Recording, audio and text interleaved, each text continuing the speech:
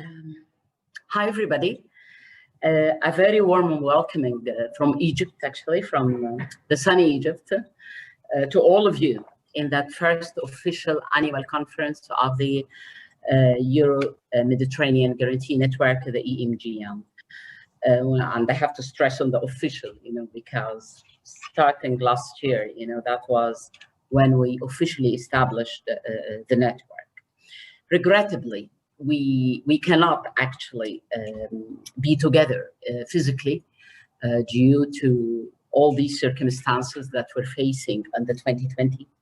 But I have to say that this virtual facility gives us all opportunity to keep connecting, and I hope it will not be less conducive, to the direct interaction and to share our interesting stories and to talk and to have the different debates and to share all our experiences.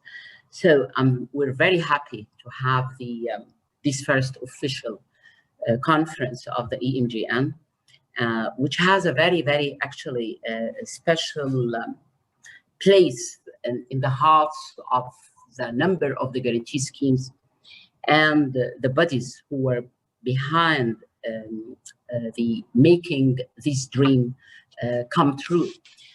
Because it's a dream that I can take it back maybe to 2006, 2008. You might be surprised about the dates, but these are real dates, back to 2006 and 2008. We joined as the Southern Mediterranean, a project with the EU guarantee schemes. It was the Go network, and that involved 4 countries. It was Morocco, Jordan, Lebanon, Egypt, and the North Mediterranean guarantee schemes of Italy, Spain, Greece, France, and many more. And it was our first encounter, even across the southern group of the guarantee schemes, to interact together. We were working, Morocco was on board from the 70s, Egypt from the 90s, followed by Jordan and Lebanon.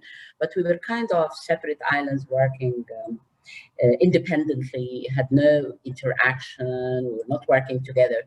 This project collected us together, and since then, it was like we built different ties. We had channels of communication, and we'd seen the European network EECM, and the idea about establishing a network was very important to us as guarantee schemes. And since then, we started the dream. From the people there, that I know, lots of names over there, that witnessed this story with me. It was not only me, it was Khater with me, actually Khater Abu Habib from Lebanon. So he started at 26, 28. Mohammed al-Jafari joined after, and the rest of the team, Hisham Zanetti from Morocco, and the rest actually joined after. It is not, I would like just to say something about the network, because some of you may not be aware about this, because you will say a network, it's a network. So what? We get together, we chat, we meet once a year, we exchange something here or there. So, okay, it's nice to have a network, and but why are you giving it that importance? No, it is crucial. It is crucial for us as a guarantee industry. When we talk the guarantee industry, we talk about risk share, risk coverage, risk mitigation. It's all about risk. And there is no scientific book about that. We have no reference books, actually, to talk about the guarantees. When we talk about the guarantees, we learn from each other experience. We have the practices. We have others who started before. We have those who started different models, and we're learning from them. When we want to do something, for example, when I have a product, I just go and check with my colleagues all over the world. Just last week, I was with a colleague from Colombia talking about bond securitization. A week after, we're talking about private equity. We're talking about portfolio guarantee and others. So the guarantee industry is very unique, very unique. As we said, it's all about risk. Risk that some of these risks, you can predict, but lots of these risks, that we cannot, as per where we are now. Nobody predicted such a thing before, and here we are with COVID. Nobody can even predict it, actually. Even with the financial crisis 2008, risk could be predicted. I believe there was a book, even the Black Swan, actually came from Talib, Nasib Talib, and he talked about, we could predict the risk of the 2008, but where we are as a risk now, and the consequences of the COVID, nobody predicted this. Nobody could even think about it. And as guarantee, working around the risk, and the risk, as I said, coverage share mitigation, we need constantly to change ourselves. We should be very dynamic, We have no limitation on how we change, on how we adapt to the new, on how we step to new products. We have no limits, to how to operate, and we should support our economies to overcome whatever financial crisis they are in. And that's where the networks are crucial to us. And that's why we were so happy to have the EMGN network on board, where we signed the official establishment of this network last year, in December 17 last year, with a long story, as I said, started from the 2006 and 2008. We moved from 2006 to 2008, and starting during the period of 2008 to 2013, Union for Mediterranean, the UFM, actually was the umbrella under which all the ideas of establishing the network was there. UFM stepped in, adapting us, and started to work and give us the support. And through this timing, we developed the concept itself of the network, the structure of this network, and how it should be working, and why we were saying it's just this North and South Mediterranean. Because, as I said, we're learning from each other. We know that there are some advanced schemes, our colleagues in the North Mediterranean, that we are learning from them, and we're going to them to share ideas and to fine-tune our thoughts, and we're even talking, my friend Virginie from PPE France is there, and whenever I have something, you find me talking to her and actually asking her opinion and others. So, from there, actually, we started to work. It took us some time. I can't say some time, it's too much time, but thanks God, we're there. We have the network. Very momentum, we built our network, because if you think about it, it was December 17 last year. Here we are with where we are with the COVID and consequences, and the role of the guarantees that will be covered during the sessions of today. So here we are, we were really in need, so we are blessed by having this network last year. I'll take it from there, actually, because I go to Ambassador Nasser Kemal, because really, as we said, he is the Secretary General of the UFM, and he is the one. He's really believing in that. He got us back actually on the 19th, in 2019 in Barcelona last year before signing there, and encouraged all of us, to go for this network. Ambassador Kemal, prior to be the General Secretary of the UFM, had been a very known ambassador in Paris and UK, in the US for the Egyptian government, and he has really fingerprinted all these areas that had been there, and we were very lucky to have him on board, supporting the establishment of this network. And I'll leave it for Ambassador Kemal, to start and talk about the UFM and the role. Thank you very much. Thank you very much, Dr. Nagla Bahr. And I need to start by saluting your efforts and initiative that you have just mentioned is dating back to 2006, all the way to 2019, where this network has been officially established. When I look at the list of participants, I see so many familiar faces, and I dare even say friends.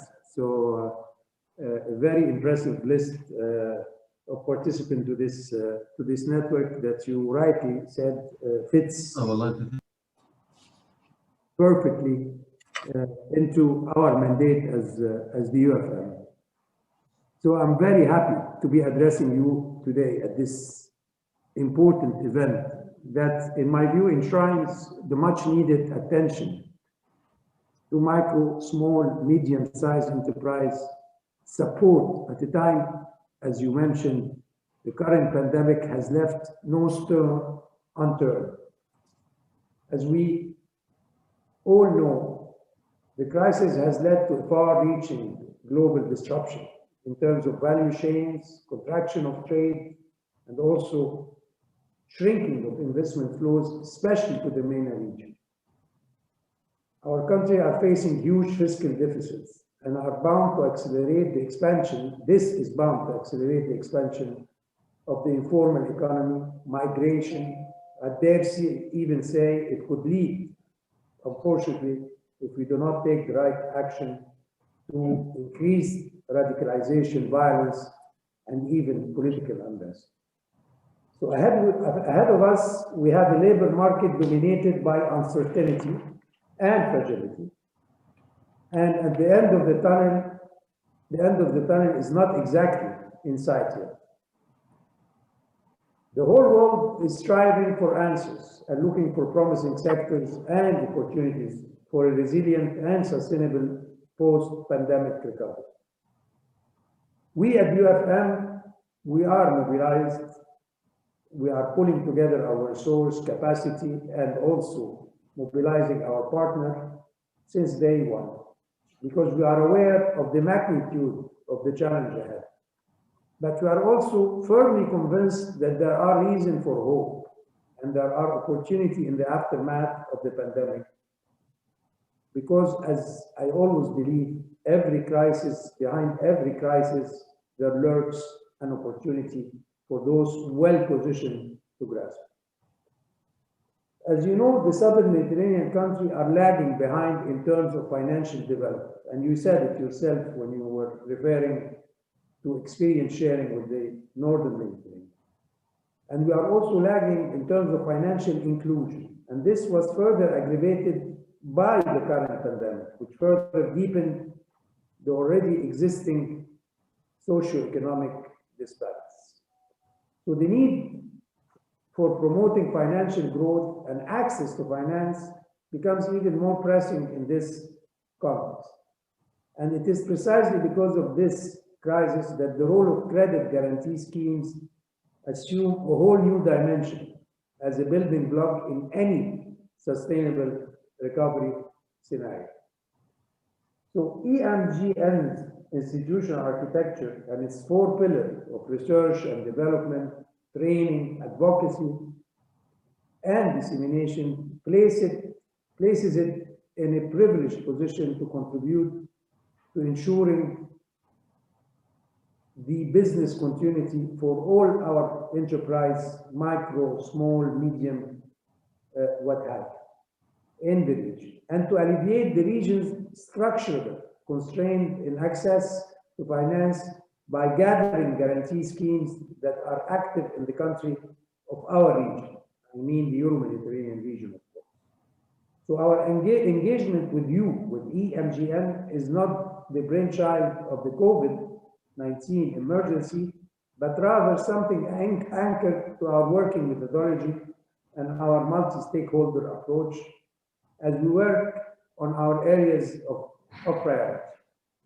Last year, together, we co-organized here, the UFM, a workshop on credit guarantee schemes in the Euro-Mediterranean region on September 16, 2019. We did that with EMED, who is with us today, EMEA, and of course, your partner and ours, GIZ, supported by the German Ministry for International Cooperation, BMZ. And I'm confident that the future prospects of collaboration and building synergy, as you just mentioned, will inspire even more joint endeavors in the immediate future. When we contemplate the financial market in the region, and especially in the MENA region, we immediately take note of the work that needs to be done to bridge, as you mentioned, the knowledge gap in our enterprises access to finance and in disseminating knowledge on guarantee schemes so we can be able to enhance the operating environment of those schemes and support innovative financial solutions in our region. So this first edition of the EMGN annual virtual conference, unfortunately virtual, is much welcome step towards discussing ways of empowering and reinforcing local and regional credit guarantee schemes. At the UFM Secretariat, we are looking forward to your insight and ideas as we take note of the deliverable and the takeaways that will emanate from today's sessions, and think of ways to translate them into action in collaboration with you and all of our partners. Having said that, I look forward to you submitting this project eventually, and I will be supporting for labeling under the UFM umbrella, if I may say so. And I'm saying it officially because I told you yesterday on the phone, I will be more than happy to support your drive to make this initiative part of UFM. the network of UFM activities in all the priority sectors that we work on. And I actually consulted with my EDE division, Economic Development and Employment Division, and they are very much in support of what you just mentioned. So I will stop here, and without further ado, I will wish you all a very good day of exchanges, discussion, and I thank you for giving me the privilege and the honor, and I salute you again, Dr. Nagla, for your dynamism and energy in supporting this initiative. Thank you very much. Thank you, Ambassador Nasser. Actually, it was really your support and encouragement, is behind, and I assure you about the labeling. Yeah, it's in our agenda. Yes. Yeah, thank you very much. Ambassador Nasser, as usual, he kept actually saying all these encouraging words to us, and we thank him very much. And soon we will be coming to UFM for labeling. Now we'll move, to the second part, of the day that has to do with the real technical sessions. And I would like just to put the introduction for my colleague Roger, to take it from there, because as we said, with the COVID, what happened during the last 11 months actually, it was a very unprecedented. It was kind of the biggest maybe crisis we met in our generation. It was very different. We said nobody could expect what happened with the COVID and the effect of it. The very good thing actually that happened, that most of the policymakers across the whole globe, actually, they were fast. They took the action, and they started actually to take effective decision to meet these unexpected drop. This actually crisis was associated with clear potential of high recession that is expected and effect on the financial market that we can all see. Within this, actually, we've seen as the guarantee scheme, it was very clear that the policymakers, central banks, governments, Ministry of Finance, going through these very exceptional high risk, they had to take very exceptional policy responses. And we cannot say surprisingly, but it's just another confirmation of the role of this instrument of risk coverage, mitigation, or sharing, the guarantee scheme, proved to be the core of most of the decisions, of the whole policymaker across the world. They were all targeting to secure liquidity in the financial market, all targeting, to continue the flow of credit, how to meet the fragmentation risk, and the tool to do that was the credit guarantee scheme, which put on us a serious challenge and serious burden and load that we have to think out of the box across the board. We have to come with tons of products. We have to think differently. We have to constantly create and engage and get new ideas. And we have to do that because this is our role. The role is not going to stop with what we did during the COVID. It's now actually what's after the COVID, what we are all thinking about, because, okay, this will not disappear in a year or two. It's not expected actually that what we're facing now will just in a year will end. Accordingly, this recovery time and this recovery policy, which is after COVID, it should actually secure kind of favorable financing position that requests more involvement from the guarantee scheme, to meet the whole expectations and requests by policymaker and government.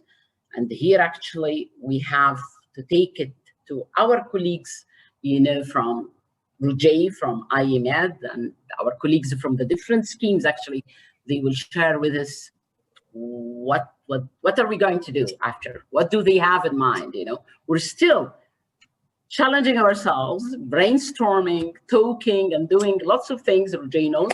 Until last night, Roger, we were over the phone, and maybe this very early morning, actually. So we're really sharing, talking nonstop, So Roger and our other colleagues, Virginie, Jafari, Beatrice, and the others, you will be welcome on board. I'm so happy to see you virtually. I would have loved to see you actually here in Egypt, because it was really planned to be here in Egypt with sunny Egypt, actually. Because let me show you here, it's really the sun over there. I don't know if you can see it. It was expected to be in Egypt, this meeting. Unfortunately, it's virtual, but I give you some sun. Roger, you can go ahead. Thank you, Nagla. Thank you very much for your enthusiasm and your dedication, and a warm welcome to the UFM Secretary General, to all the representatives of credit guarantee institutions and schemes, to the representatives of international organizations, international financial institutions, as well as other attendees who have decided to join us in this ever first annual conference of EMGN. I am delighted to moderate this first session with so many prominent speakers, our dear panelists, which I will present to you right away. On Friday last week, ministers of foreign affairs of the 42 countries of the Union for the Mediterranean convened at a ministerial conference with the aim to reaffirm its attachment to the cooperation in the Euro-Mediterranean region while commemorating the 25th anniversary of the Barcelona Declaration. And among the many and the main priorities for action that were jointly envisaged by the ministers, there is the need to foster sustainable and inclusive economic development that creates long-term employment in the region and enhances SME development that helps recover our Mediterranean economies, and particularly what Mediterranean credit guarantee schemes do at this very moment. And we do it at the crossroad with lots of uncertainties in the horizon, with the COVID crisis. Interdependencies between the northern and southern Mediterranean have accelerated in a number of fronts. The unprecedented self-inflicted recession as a result of lockdowns and restrictions over the economic activity requires a more coordinated collective response. We need to use every possible dose of multilateral and regional cooperation to pursue this collective response, because both states and societies have tremendously weakened in the struggle against the global pandemic. All the countries in the region have deployed an array of health, fiscal, monetary, and financial policies to mitigate the impact of the pandemic, as it was highlighted by many credit guarantee schemes during the first EMGN webinar that took place in April this year.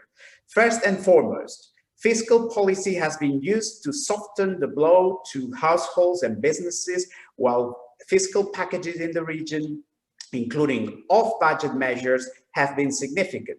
In terms of revenue measures, these have included exemptions from rents and property and land taxes, deferrals or exemptions on declaration and payments of individual and corporate taxes, and suspension or reduction of various government fees and penalties. In terms of spending measures, the latter have focused on strengthening unemployment benefits, cash transfers to low-income households, subsidies to SMEs, and in parallel, nearly all countries in the region have boosted the health sector's capacity. Many governments, through credit guarantee schemes and public banks, have provided subsidized and rescheduled loans to SMEs, businesses in hard-hit sectors, and cash assistance to low-income households and informal sector. In their turn, central banks in the region have also deployed monetary and financial policies, including unconventional tools. This set of measures aimed at compensating the effects of an economic crisis that is impacting over millions of people in the region will be followed by recovery plans that have been announced by almost all governments in the Mediterranean region. For the governments of the north of the Mediterranean, these recovery plans will intrinsically linked with the deployment of the multi-billion Next Generation EU plan. One of the key questions that I will revert to our dear panelists is how Mediterranean credit guarantee institutions can increase their role in the recovery path. To what extent this set of plans will be used to boost sustainable and inclusive growth in the region, for which we are so desperate in need of, especially in this part of the world. Is really this post-COVID era a turning point that goes beyond the rhetoric of greening the economy? Because I clearly see some contradictions between the urgency by governments to take care of certain immediate necessary measures and some mid to longer term reforms that are crucial to transform our economic models. Finally, what kind of cooperation between international, regional and national authorities, international financial institutions and credit guarantee schemes are needed to execute future recovery plans? To answer to all these questions and others, I'm very pleased to introduce our panel today, which is composed by senior representatives from Southern and Northern Mediterranean credit guarantee institutions, as well as from the European Commission and the European Investment Bank. I will start with the first panelist, Mohamed Al-Jafari, who is the General Director of the Jordan Loan Guarantee Corporation. And since November, I was there, so I can certify it. He's also co-coordinator of the Global Network of Guarantee Institutions. Mohamed Al-Jafari, you have the screen. Well, thank you very much, Roger. Thank you for the very generous introduction, and thank you very much for the overview that you have presented. And I'm glad really to be with you today to brief you about the specific policy measures that were taken here in Jordan to deal with the pandemic. Jordan, as you all know, is a small, relatively small, open economy. The average growth rate over the last 10 years was only real 2.4% for the last 10 years. We have alarming budget deficit prior to the crisis, and we suffer also from a chronic current of payment, current account deficit in the country. So with these economic challenges, Jordan was severely affected by the COVID-19 pandemic, with a very limited room to maneuver and very limited fiscal space.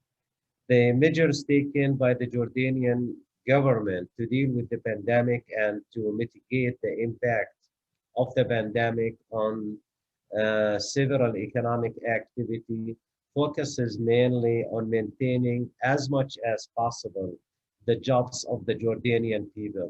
Prior to pandemic, Jordan has an unemployment rate the highest in history. It was 19% of the total workforce. By the pandemic, this unemployment rate increased significantly to be close to 24%, which is really the biggest and the toughest challenge that the Jordanian economy is facing. Steps that taken to deal the pandemic and to contain the impact, the economic impact of the pandemic on several economic sectors with the health measures taken. From the government side, they couldn't really do much based on the limited budget and the high level of the deficit that we have in the prior to the pandemic. What has been conducted here in Jordan, we used mainly the redundancy fund of the Social Security Corporation, and we used that to provide salaries to those people who left their jobs or those who partially employed, providing them with monthly salaries for something around close to the minimum wage. The minimum wage in Jordan is 220 dinars or something close to 300 USD. So we made sure that at least if they lost their jobs, they find something that is really a grant or a subsidy that is really very close to the minimum wage in the country. That really covered the workers who left or lost their jobs for 3 months. And currently the government is contemplating the extension of this program for another 3 months. Also, there was some measures, actually a lot of measures that were taken by the Central Bank of Jordan.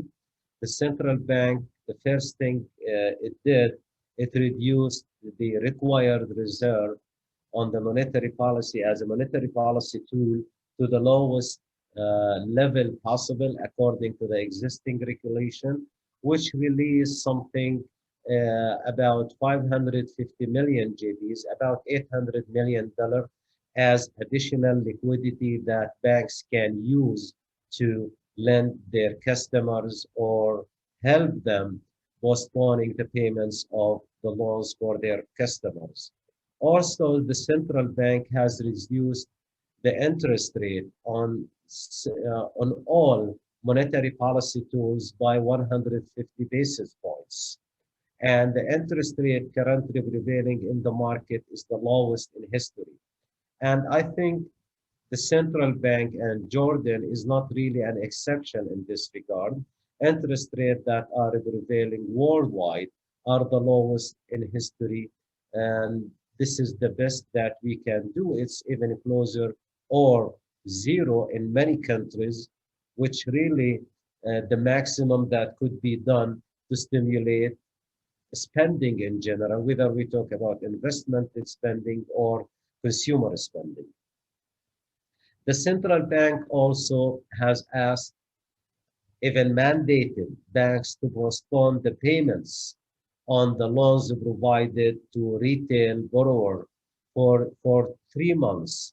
Then it opens the window for banks really to postpone additional, to make additional postponement of the installments for those affected, for those particularly for those affected by the pandemic. Again, that helps them to make some really relief on their financial obligations. The most important steps that was taken by the central bank is the so-called the COVID-19 lending and loan facility, which was about 500 million JDs, about 800 million USD. By the way, the total value of monetary policy intervention is about 2 billion JDs, which is about 8% of our country's GDP. This particular program was directed to the SMEs with a total loan, with a maximum loan value of 1 million JD, Jordanian dinar, which is close to 1.4 million USD.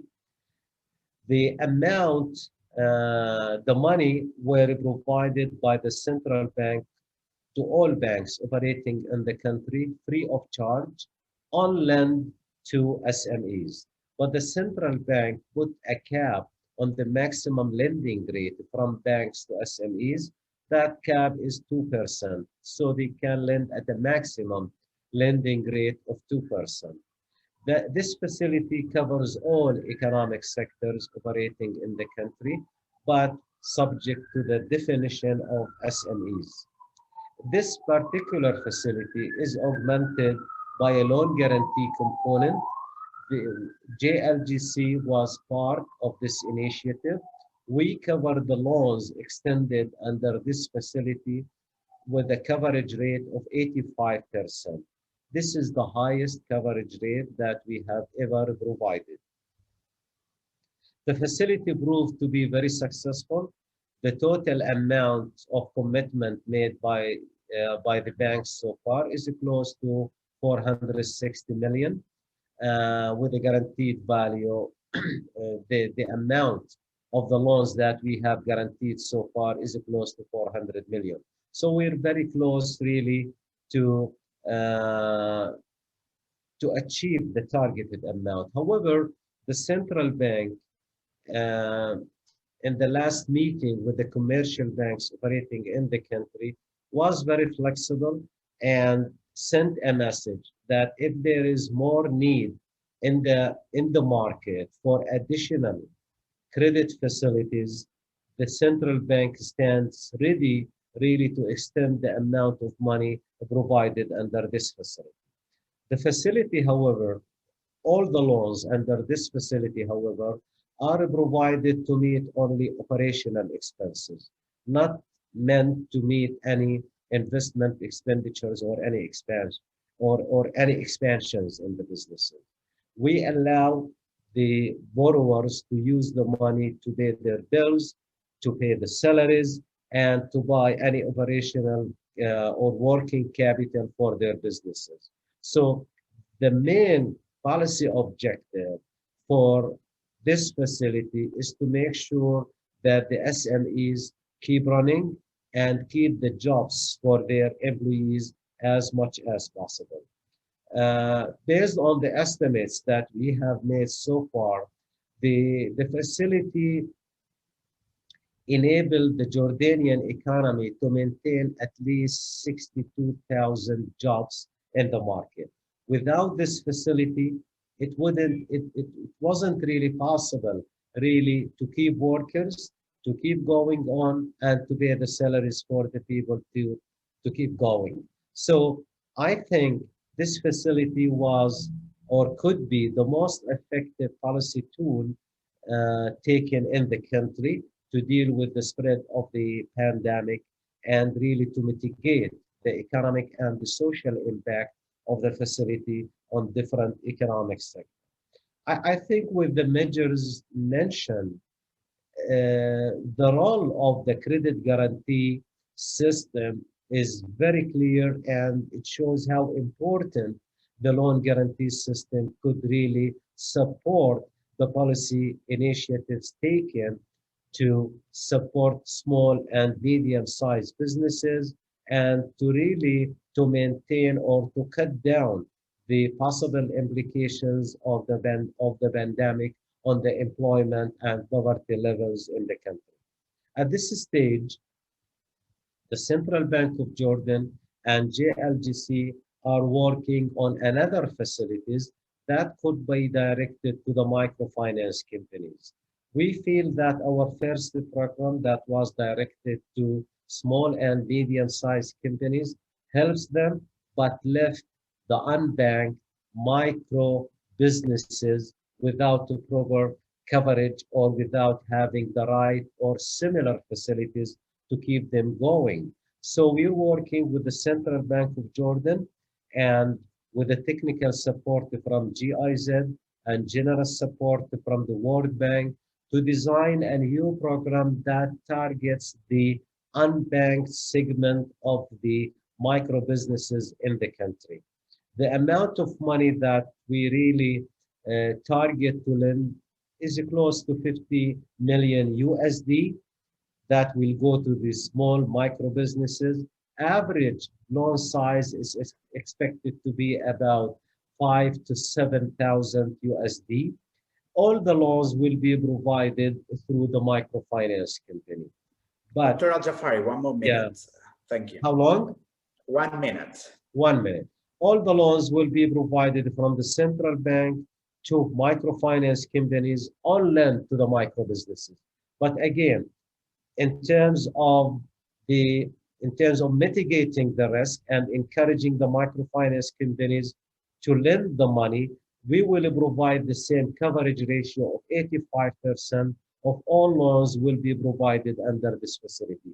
So in summary, what I have presented shows how critical and how important the role of the loan guarantee systems in really encouraging the money lenders, the loan providers to lend and to support micro, small, medium-sized businesses during the very tough times. Without these facilities, they will be perceived as excessively risky businesses, and they won't be able to obtain the targeted level of financing to keep them going and to keep the jobs in the market. Thank you very much for giving me the opportunity to speak in this important event, and I'm really glad to take any questions, if any.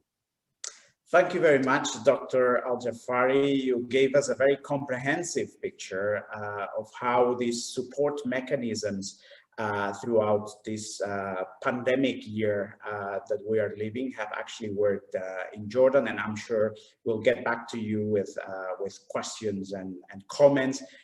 Let me remind you that we have an interpretation service working simultaneously in English, French, and Arabic. You can find it in the function, in the interpretation function of Zoom. And now we move to our next speaker. Je donne le cran à Tahar Ben Hatira, qui est le président et directeur général de la Société tunisienne de garantie en Tunisie, Sotougar. Monsieur Ben Hatira, vous avez la parole, vous avez l'écran.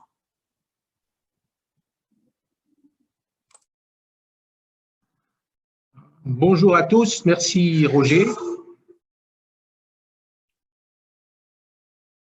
Je suis très ravi de vous rencontrer et de vous retrouver.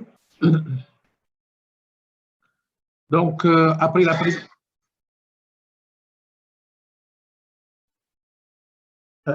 بعد التقديم تاع الأستاذة نجلة اللي أشكرها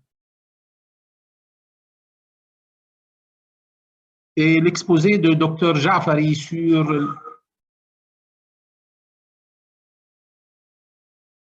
الوضعية بالأردن الشقيق.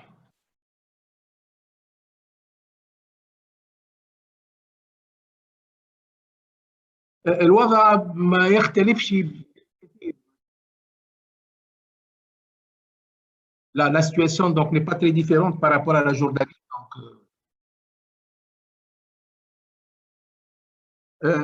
الحكومة والسلطات التونسية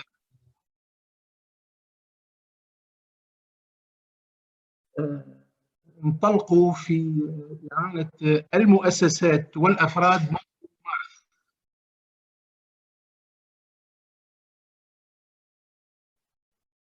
بالنسبة للمؤسسات، الحكومة سرعت في تعويض للمؤسسات بشتى الطرق. سرعت في إرجاع فائض الأداء بالنسبة للمؤسسات اللي عندها فائض عند الإدارة.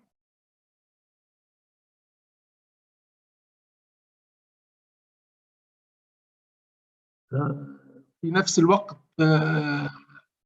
أرجأت خلاص الأداءات والحاجات الاجتماعية.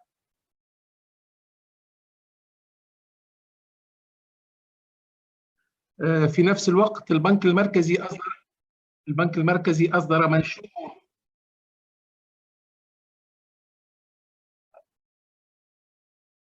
في إرجاء خلاص القروض لمدة 10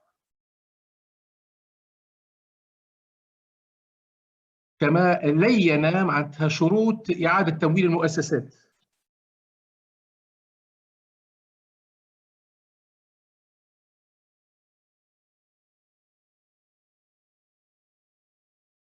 بنفس الوقت خفض في نسبة الفائدة المديرية،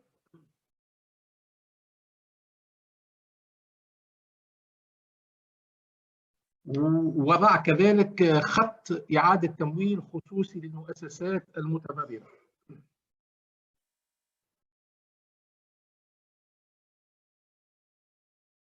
كل هذا في وضع اقتصادي صعب.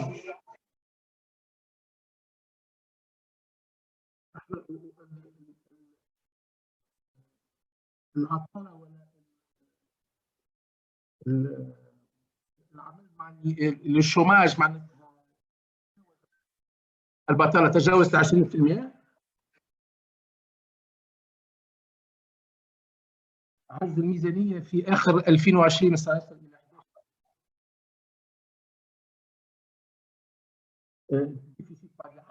11.4 مقابل 3.4 في سنة 2019.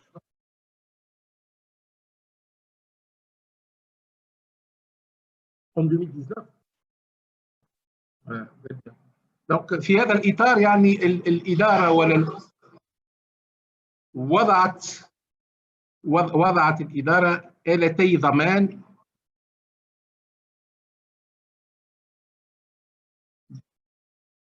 دو جارانتي في واحد معناتها آلية مخصصة للمؤسسات،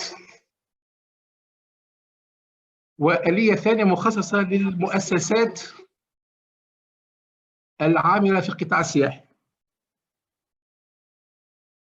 دونك الآلية جعل لضمان قروض الاستغلال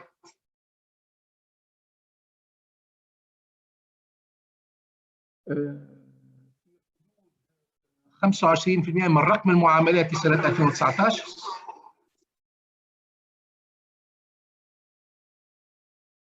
مع سقف بحوالي 1 مليون دينار تونسي.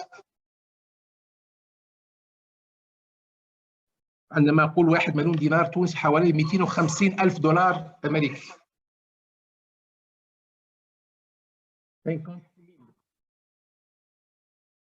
القروض هذه جاءت لتغطي حاجيات مصاريف العمالة،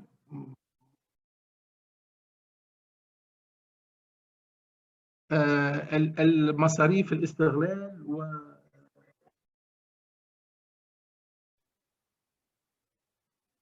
على أن يقع صرف هذه القروض من مارس 2020 إلى ديسمبر 2020.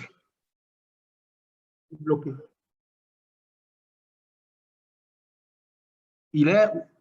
إلى ديسمبر 2020. بالنسبة للقطاع السياحي المدة تصل المدة إلى 31 مارس 2021. القروض هذه قررت الحكومة أن تمنح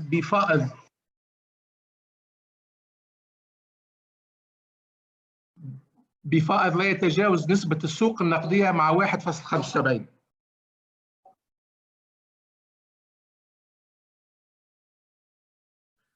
نسبة السوق النقدية مع 1.75.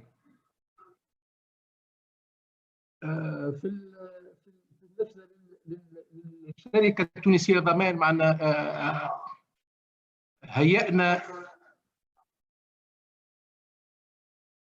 هيئنا معناتها اتفاقية مع البنوك بموجبه أسندنا لهم تفويض في التصرف في هذه الآلية، والآلية هذه وقع معناتها العمل بطريقة لا مادية.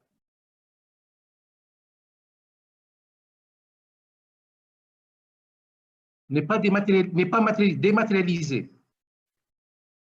Voilà. إذا بعد هذا هو إجمالي الإجراءات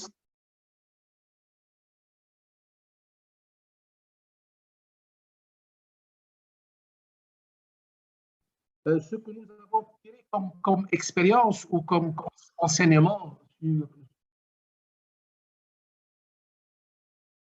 هو الآلية اشتغلت بطريقة فعالة، وآليات الضمان يجب أن تشتغل في وقت الأزمة مضادة للأزمة يجب أن تشتغل. And anti-crisis mechanisms should as well be working.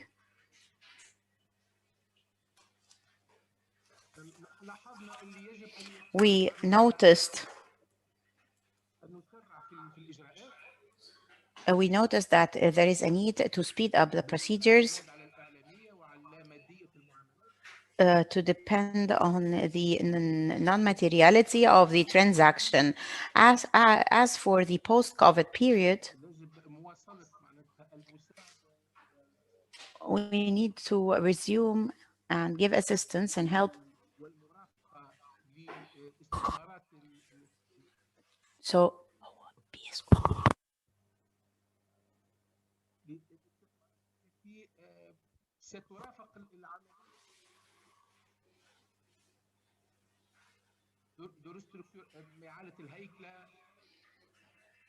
and there will be a restructuring.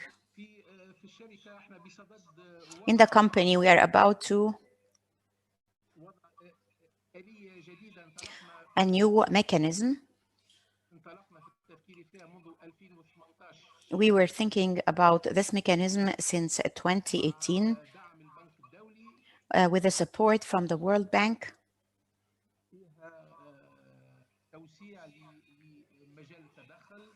And actually, it expands the scope of intervention,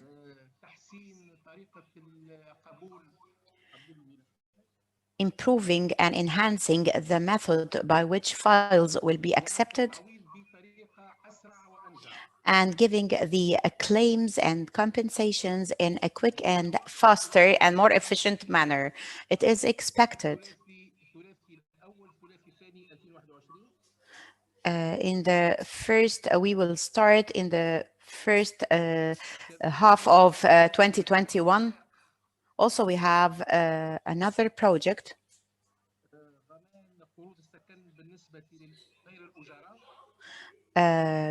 guarantee for housing loans.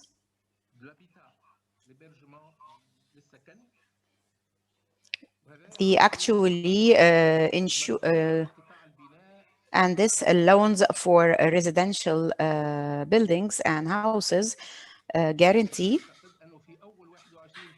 And we think that at the beginning of the year Dr. 2021, one more minute. Doctor, you have 1 minute left. You have 1 minute left. And we think the tourism sector was most affected.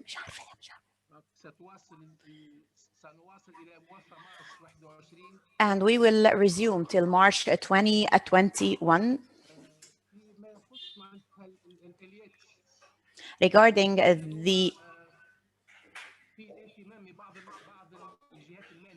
those mechanisms, there is a concern from some of the donor agencies to support the company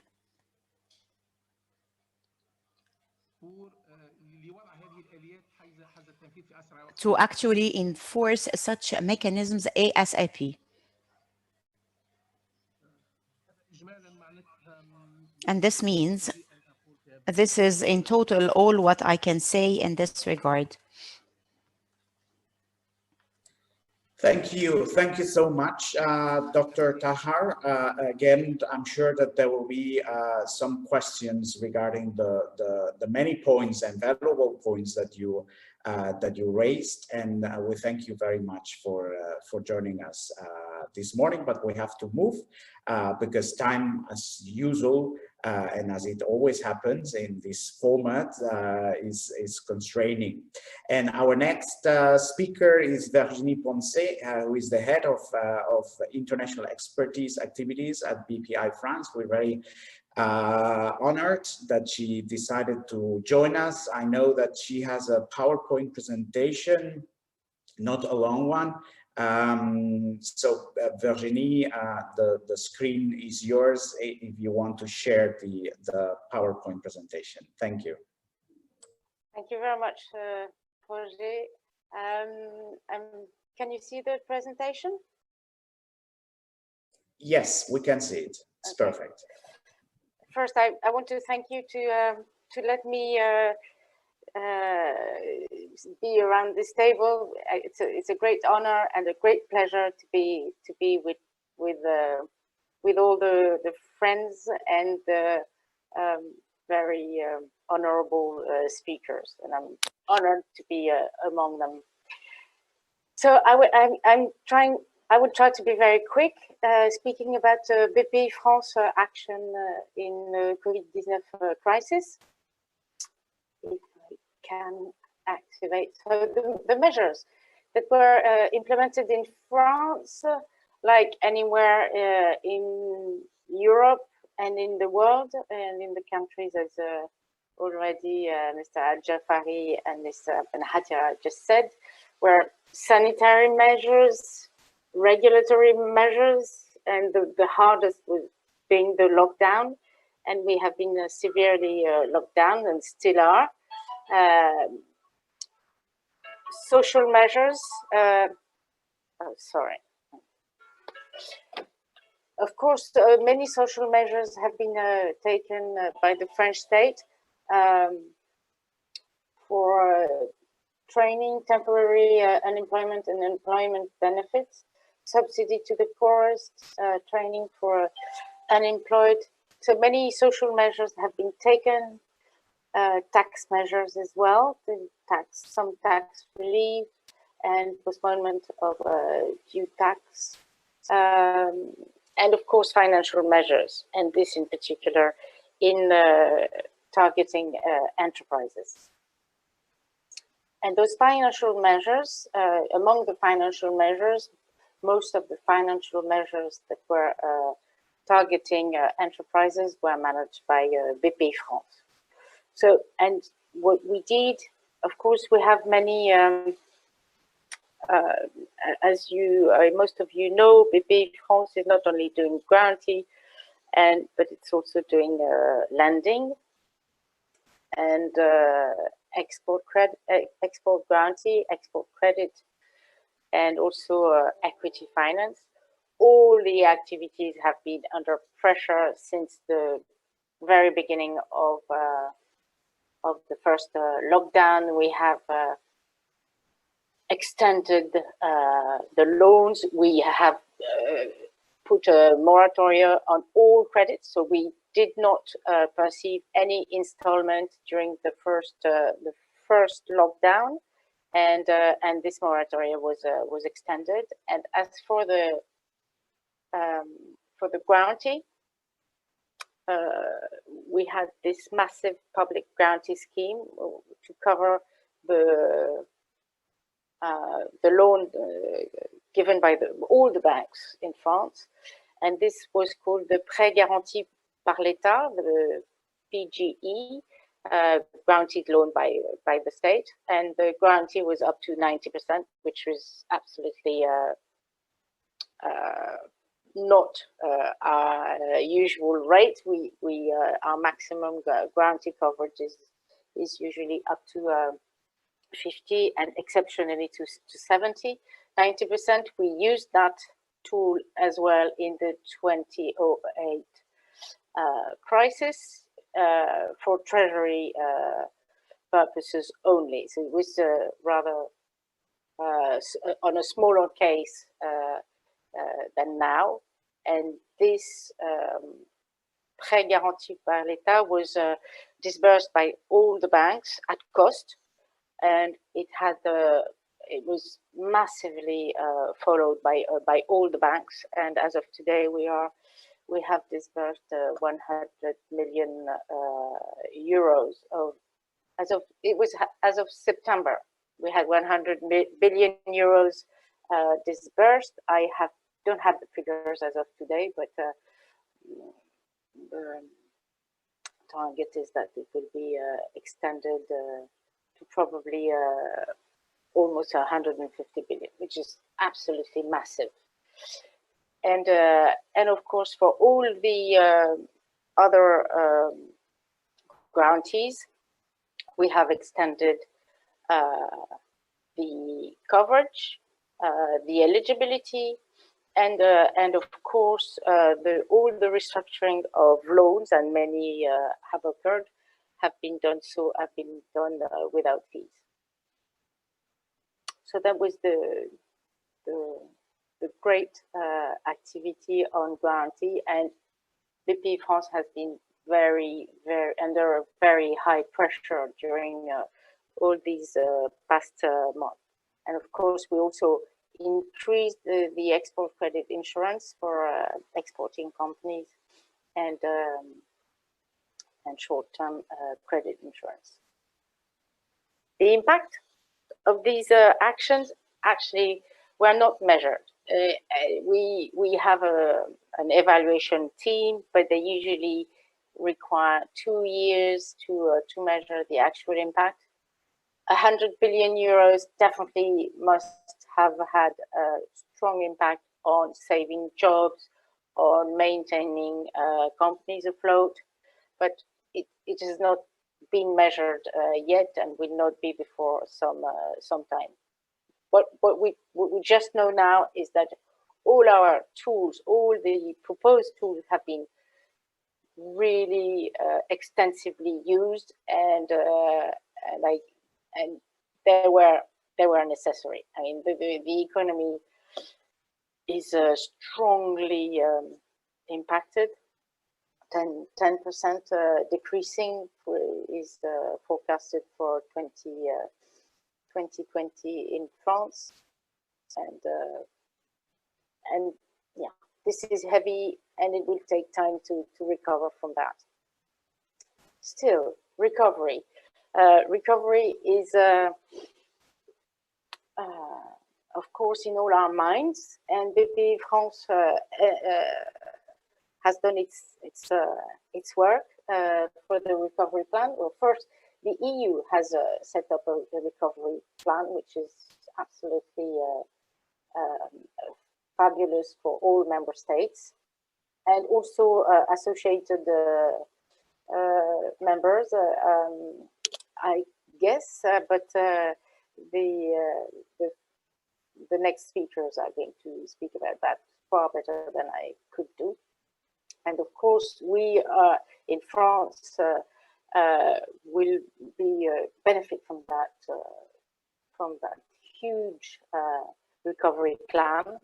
And we have in France 3 major axes for that recovery: green transition, competitiveness, and social and territorial cohesion.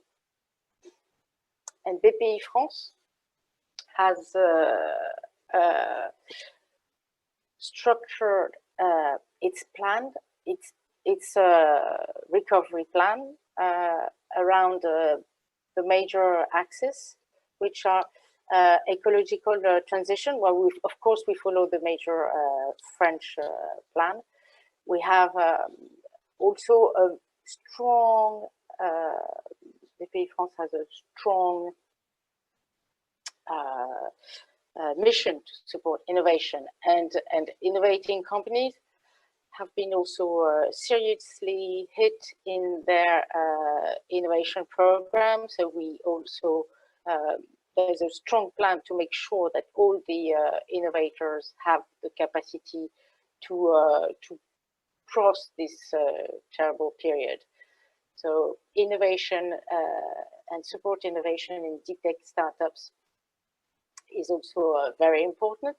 And as I will say in the next slide, we also have some particular targets, like aeronautic and industry is also a strong concern of BPI France, and we support the industry as much as we can. And we also mobilize the social cohesion fund for very small enterprises. And we have this scheme, which is not, well, it's a bit on the side from the guarantee funds, is that we support green volunteering young high school graduated to work in territories, and we support them. And what we have done is that we have, as in the previous period, we are extending in all the guarantee schemes. We are extending the eligibility, the coverage. We are trying to deploy that, and I won't list all the list of tools that we are in the process of designing or that we have already designed. I will be very pleased to share that with those who want some information. But mainly these new tools, they are linked. Well, not all of them, but some of those strong tools are linked to the plans we created, the recovery plan, the sectorial recovery plan. As Mr. Jafari and Taha just said, tourism, the nightmare is still here, and we are still in the middle of it. We will need to support tourism enterprises very heavily for the next year. Virginie, one more minute, please. Okay. Automotive plans, same thing. Aero plan, same thing. So the creative industries also will need a strong support, and the innovative startups. I wanted to add that we did some study on what is going to change. I mean, and how the enterprises are facing the crisis. So there was the phase one, first confinement, March, June. Then they have had their phase two, how the enterprise are changing their operational decision, and in phase three, and we are right in there in the strategic decision. And those strategic decisions, they all turn around those 9 mega trends we listed here, 5 being not completely agreed upon by all, but in the process of being so, and the 4 next being definitely shared by everybody. The 4 agreed one being safety and health, 4 digitization, flexibility and resilience, new relationship to space, and then of course the 5 first one: climate, reasoned and reasonable consumption, autonomy, sovereignty, new modes of cooperation and solidarity, and quest for meaning. And these mega trends are taken into account in all our strategic plans and all our product design. And as a conclusion, I want to stress the fact that this big prêt garanti par l'État, this 100 million that have been injected into all French enterprises, could not have existed without the strong collaboration between banks, the BPI France as a CGS, and the state. I mean, this collaboration is key was key to save the enterprises for the year to come, at least. And this collaboration will be key for the next 2 to 5 years to follow up the recovery plan. The second collaboration, which is of very, very, very great importance for us, and and I hope that the two speakers who are going to talk next to me will confirm that and will say that it's also important to you, is the EU. I mean, the EU support, financing, all the discussion we have in creating the tools, in improving the tools, and in our future plan, the EU is next to us. And the last one, I think for the region, the Mediterranean region, EMGN is very important as well. And the fact that we speak today is important for all of us. And I think that this collaboration is key, and especially to work on those mega trends. And I would be very pleased to participate to any working groups around those mega trends and how we can support them in our economy. Thank you so much, Virginie, for again a very comprehensive presentation. We know that France has been one of the most supportive countries to the economic tissue during this process, and BPI France has, of course, been the backbone of this process. But thank you for also sharing your priorities ahead of the recovery plan that you will implement, and for the final tips that I have actually noted down because they are very interesting. We move on now with our next speaker, who is Malin Elander, who is a program manager at the Directorate General for Neighborhood and Enlargement Negotiations in the European Commission. As you know, during the last year, from the side of the coordinating unit of EMGN, we have actually tried to to make EMGN project aware to the European Commission, and in particular to both DG NEAR that works with the southern Mediterranean countries, and also with the European Investment Bank, which will come later, of course. So Malin, we are very honored for joining us, and you have the floor now, or you have the screen. We better say you have the screen. Thank you very much, Roger, for this introduction. I'm very honored as well to be part of this first annual conference of the Mediterranean Guarantee Network. And I'll take the opportunity to speak briefly about how the European Union has worked the last months very closely together with our European financial institutions to reorient our guarantee schemes towards and to respond to the COVID-19. We have also done that through different blending mechanisms where we blend our grants with the loans from European finance institutions. And I think this has really been instrumental in this context. I would first of all like to put my presentation in a global context. And I know you, Roger, and also Mr. Kamel, you made reference to the last week's celebration of the 25th anniversary of the Barcelona process. My masters and representatives of the southern neighborhood countries kicked off there a reflection and a consultation process for a more strategic and ambitious partnership with our countries and between our countries. And this consultation process will feed into a joint communication on a renewed partnership with the southern neighborhood, which will be adopted by the Commission in the beginning of next year.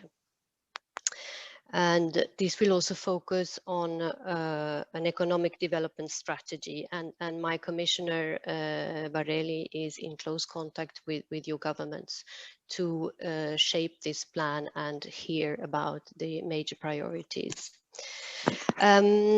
And of course, the aim of all this is to set a positive agenda to ensure that this partnership is more relevant to face the current challenges and seize opportunities, because everybody knows that we stand in front of major challenges that we need to respond to and we need to confront, including measures to foster green and digital transition and to fight climate change.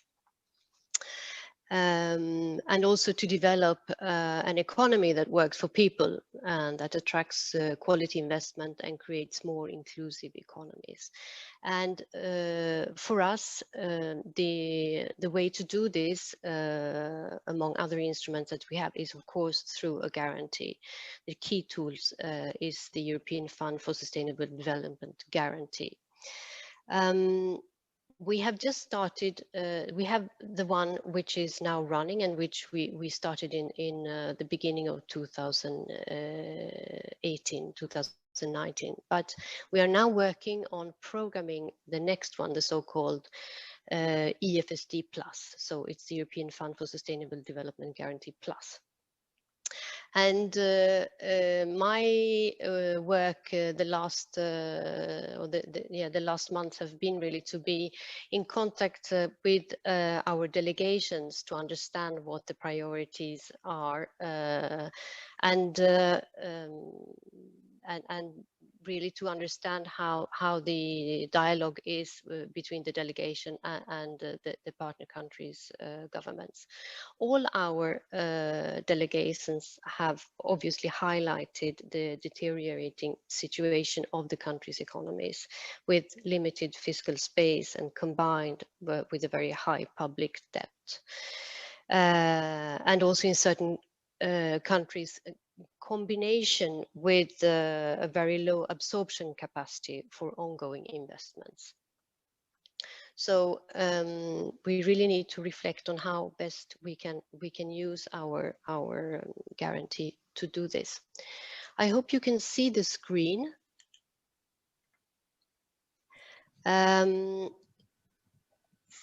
So I will start just to make a short presentation of where what this EFSD Plus guarantee is. It is in fact very much embedded in the financial instrument which will be established now under the multi-annual financial framework 2021 to 2027, and this is called the Neighborhood Development and International Cooperation Instrument, the so-called INDICI. So this will replace the European Neighborhood Instrument and also includes instruments for other regions. So we will continue to work very closely with European finance institutions and especially European Investment Bank to support public and private investments aligned with the priorities of the EU and its partner countries. And we will do this according to what we call a policy first approach. And this means that the Commission, of course, needs to formulate the strategic priorities and the priority objectives first. And then secondly, we will see how we can implement them. Guarantees and loans are not the only way to do that. There will obviously also be grants and technical assistance, but I'm now focusing on the guarantee. What is a little bit new also in the next multi-annual financial framework is how we will, what type of investment this will translate into. There will be sovereign, sub-sovereign and private sector operations. And I'll go into that a little bit later. So this time the guarantee is much larger and much wider than its predecessor. The predecessor is focused only on the neighborhood and the sub-Saharan Africa. The EFSD Plus will include all the regions in the world, so also Latin America and Asia. It also has a much larger capacity. We will have a guarantee amount for almost 46 billion. And it has two parts. It has an open architecture where all the European finance institutions can, and also international finance institutions can participate. And then it will have a dedicated part where only EIB can make the operations. And this is a sort of a replacement of a guarantee that we have since long time with the EIB, which is called the external lending mandate. But we haven't been, the Commission has of course provisioned that guarantee, but we haven't been so much involved in the operations, but we will be now in the future. So we think this is a very efficient way of implementing external cooperation, because the guarantee is only partly funded via provision for losses, and it also crowds in private sector financing when this is possible and necessary. Of course, sustainability is in the center of our operations. So one of the key objectives of the guarantee is to create jobs and also focus on an inclusive economy. We will also create and improve market structures through private sector financing and incentivize sustainable project structure and work with existing mechanism where this is possible. And here, of course, it comes to my mind the network that you have just set up, and I think absolutely we should start rather sooner than later and see how we possibly can work together through the international finance institution. So I guess this is a topic that we could probably develop a little bit more during this session or even after. It covers different risks, both public and private sector risk, this guarantee, like political risk, such as expropriation, but also commercial risk to englobe or include more risky groups which cannot fulfill collateral requirements, for example. So it is a remunerated guarantee according to expected losses, and it's unconditional, irrevocable, and on a first demand guarantee, as the European Commission is considered to be a AAA institution. It covers mostly defaults, but can also be tailored to cover specific risks also. And as I said, is provided through eligible finance institutions, which need to have undergone a certain assessment by the European Commission, the so-called pillar assessment. And that's why we cannot work with whatever institution. It has a portfolio approach, meaning that we are not going to do one guarantee for one country. We are going to have horizontal or thematic guarantees which spread over different regions, but can also be concentrated to one region, but it should be a number of different operations. So as I said, this guarantee can support three different types of investments. We have the sovereign, so state-funded investment for more strategic infrastructure projects, and also non-commercial sub-sovereign investment. And here EIB has the exclusivity to implement of investments. We have also sub-sovereign for more commercial, but can also be, of course, commercial sub-sovereign, but this is should be used for municipalities or regional entities, and also public banks and companies with which may have a public mandate. Malin, you've got 1 more minute. Thank you. Okay. Then I rather skip this, and go immediately to just give you provide you a couple of examples of how we have been responded to the COVID-19 with the current guarantee. We have done that by refocusing almost 800 million of our guarantee scheme to the coronavirus pandemic, and targeted specifically small business owners and with a focus on women and youth, but also concentrated on healthcare, especially testing labs. So we have a couple of or we have more guarantees, but this is just an example of one, Nasira, implemented by the Dutch FMO, which has done operations among others in countries in Jordan, and which really focuses on young female and migrant entrepreneurs. There is another guarantee, which is called the European Health Platform with EIB, where we support the reduction and the removal of financing constraints for accessing vaccines and health diagnostic services. And here we have supported this with a 438 million big guarantee. I don't want to take too much time, but I can go into details, more details if you are interested. And I also very much invite you to consult our site on the guarantees, which is called the External Investment Platform. Thank you very much. Thank you very much, Malin. You touched upon the issue we wanted you to touch upon. So I thank you very much for such a detailed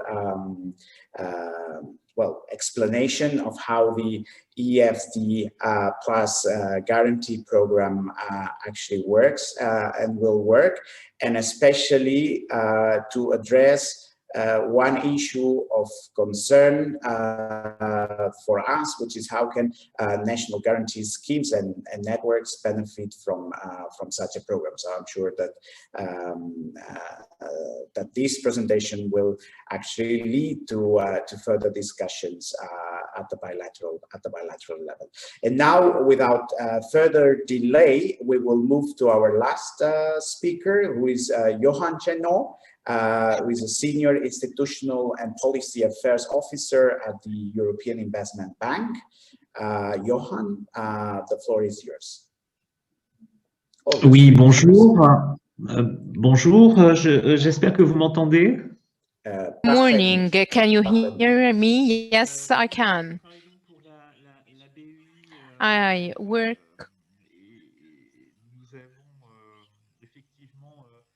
for the Institutional Affairs Department in the European Investment Bank, and we wanted to participate in this meeting. This network is so important in the current context, since we are doing the same diagnosis or delivering a similar presentation to all the presentations delivered by my previous colleagues on the status quo of access to finance and credit guarantees to support small and medium enterprises have access to loans and finance in the absence of any compensation mechanisms, especially in this crisis, especially with the difficulties they are facing with their budgets. The European Investment Bank, due to the fact that I have a short time to give my presentation, I'll try to be brief. We have a long experience regarding these mechanisms for credit guarantees and loans. Regarding the strategic investment in Europe, we used these mechanisms in a wide range. We have an investment fund, and this was the first mechanism used in 2015. We have signed with the European Bank agreements to provide loans and guarantees to small and medium enterprises. To give you some ideas, this had a great impact on funding these enterprises because out of 3.5 billion loans, 49 billion of these loans were given to them.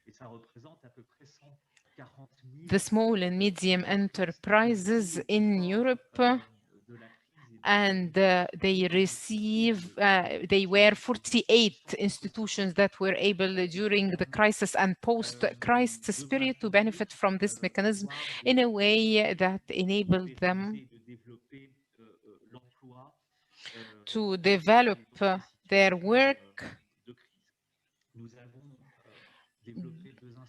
during this crisis.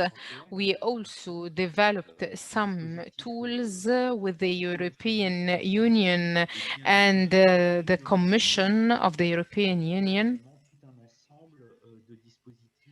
It's another mechanism that has a group of tools for the loans and the guarantees that were used by European countries. And they were also extended to Tunisia during the first phase of the program. So during the pandemic, we're able to get out of all these major difficulties faced by the institutions since the beginning of the pandemic. We started communicating with different partner countries and the financial middlemen and mediators, and the world, and also the European Bank has invested in the framework of the European Union to have an investment bank with a value of 5 billion euros in light of the European mechanisms. It provides support through loans, and there are also other mechanisms that we are negotiating right now, be it in the framework of the European Recovery Plan.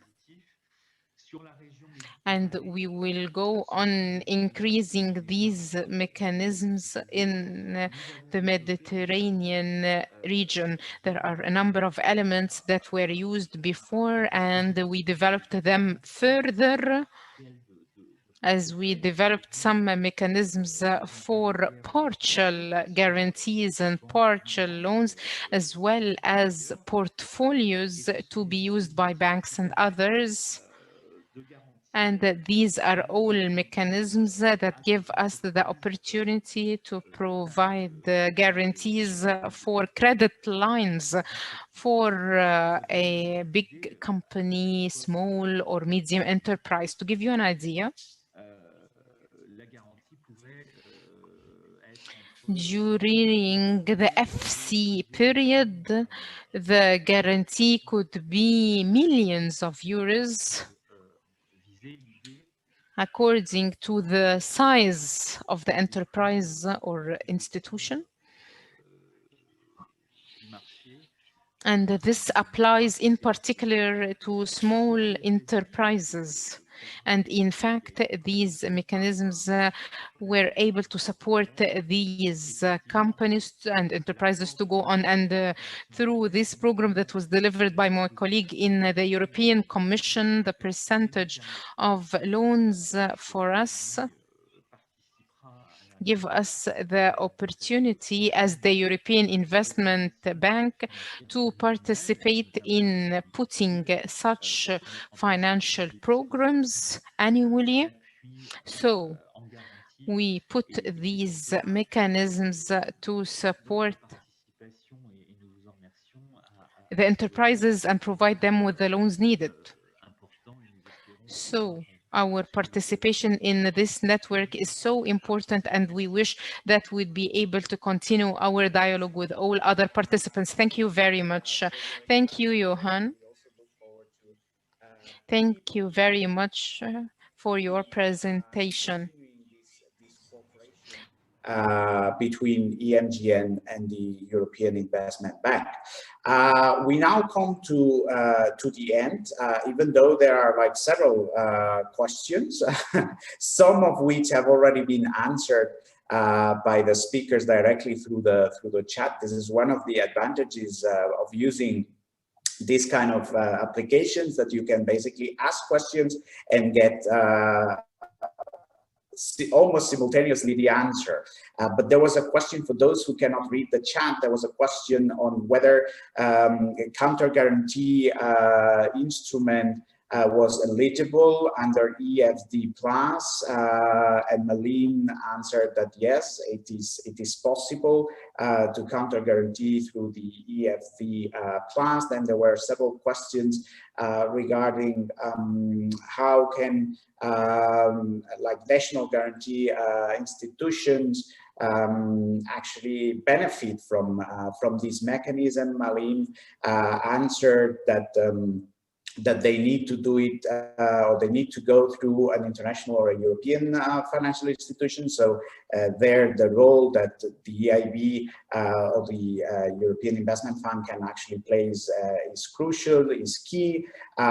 We also have a question from Jose Fernando Figueiredo, who is also co-coordinator of the Global Network of Guarantee Institutions. The question is, if an African country wants to create a credit guarantee institution, what is the kind of help it can apply from EU cooperation programs, for example, to raise initial capital? And second, if a network such as EMGN wants to promote a counter guarantee mechanism to support its members with a partial coverage of the risk they assume in their portfolios of guarantees, how could the EU collaborate in the launching of such a fund? So perhaps both Nadine and Johan, you could answer to the question of Jose Fernando Figueiredo, if you wish.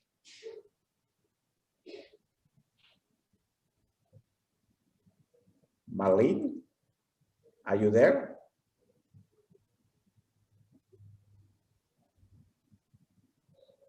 Hello? Okay, Malin doesn't seem to be there. Maybe Johan, would you like to add? Sorry, I am here. You're here, sorry. Yes, sorry. No, it's a very good question, and I think we could support that, but probably I mean, it needs to exist before, and there are certainly possibilities to help to set it up through technical assistance. Now, I'm speaking on behalf of my colleagues working on Africa, which is not the same Director General. I'm representing DG NEAR, but this is, I think, would be a possibility. But then when it comes to the funding and the structure, that I think it's another question, and a question which is long term. So I would say that probably technical assistance or expertise could be provided to help setting up the mechanism. But this is to be confirmed also by my colleagues working on Africa, and they are not represented today. But if you contact me directly, I could probably get in touch with them. Excellent. Well, thank you so much, because other people also asked for the presentations. These presentations that have been used during this session will be uploaded on the website of EMGN, which means that you can access there. And as I can see that some of the upcoming speakers are already connecting to the session, and I don't really want to, and I want to stick to the time that was allocated to this session.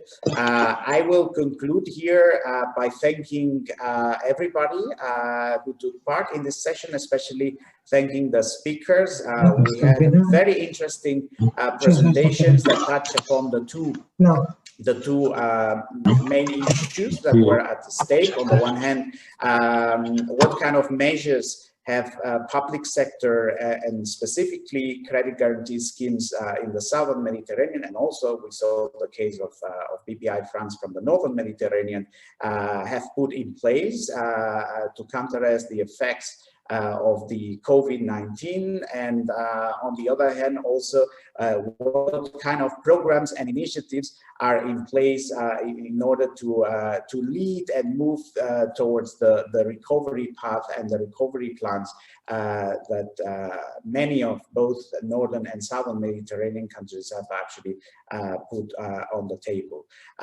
We also complemented this very interesting vision with the explanations and the presentations of the two, let's say, regional and European institutions that we normally work with, the European Commission and the European Investment Bank, which have greatly contributed to the debate. So without further delay, I would like to thank the participation of all the speakers, all the questions we had in the air. And now I'm happy and pleased to hand over the floor and the screen to Dr. Rim Ayadi, who is the president and founder of the Euro-Mediterranean Economist Association and one of the pillars of the coordinating unit of EMGN alongside GIZ and IMET. So Dr. Ayadi, the screen is yours. Hello, good morning, everybody. Do you hear me? We hear you, perhaps a little bit low, so maybe you could get closer to the micro.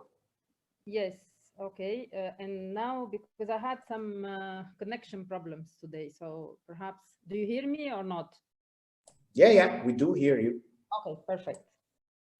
First, let me thank EMED for organizing the 2020 EMGN annual conference under this EMGN project, of which, as you mentioned, Euro-Mediterranean Economist Association, EMEA, is very pleased to be one of the founding promoters together with EMED and GIZ.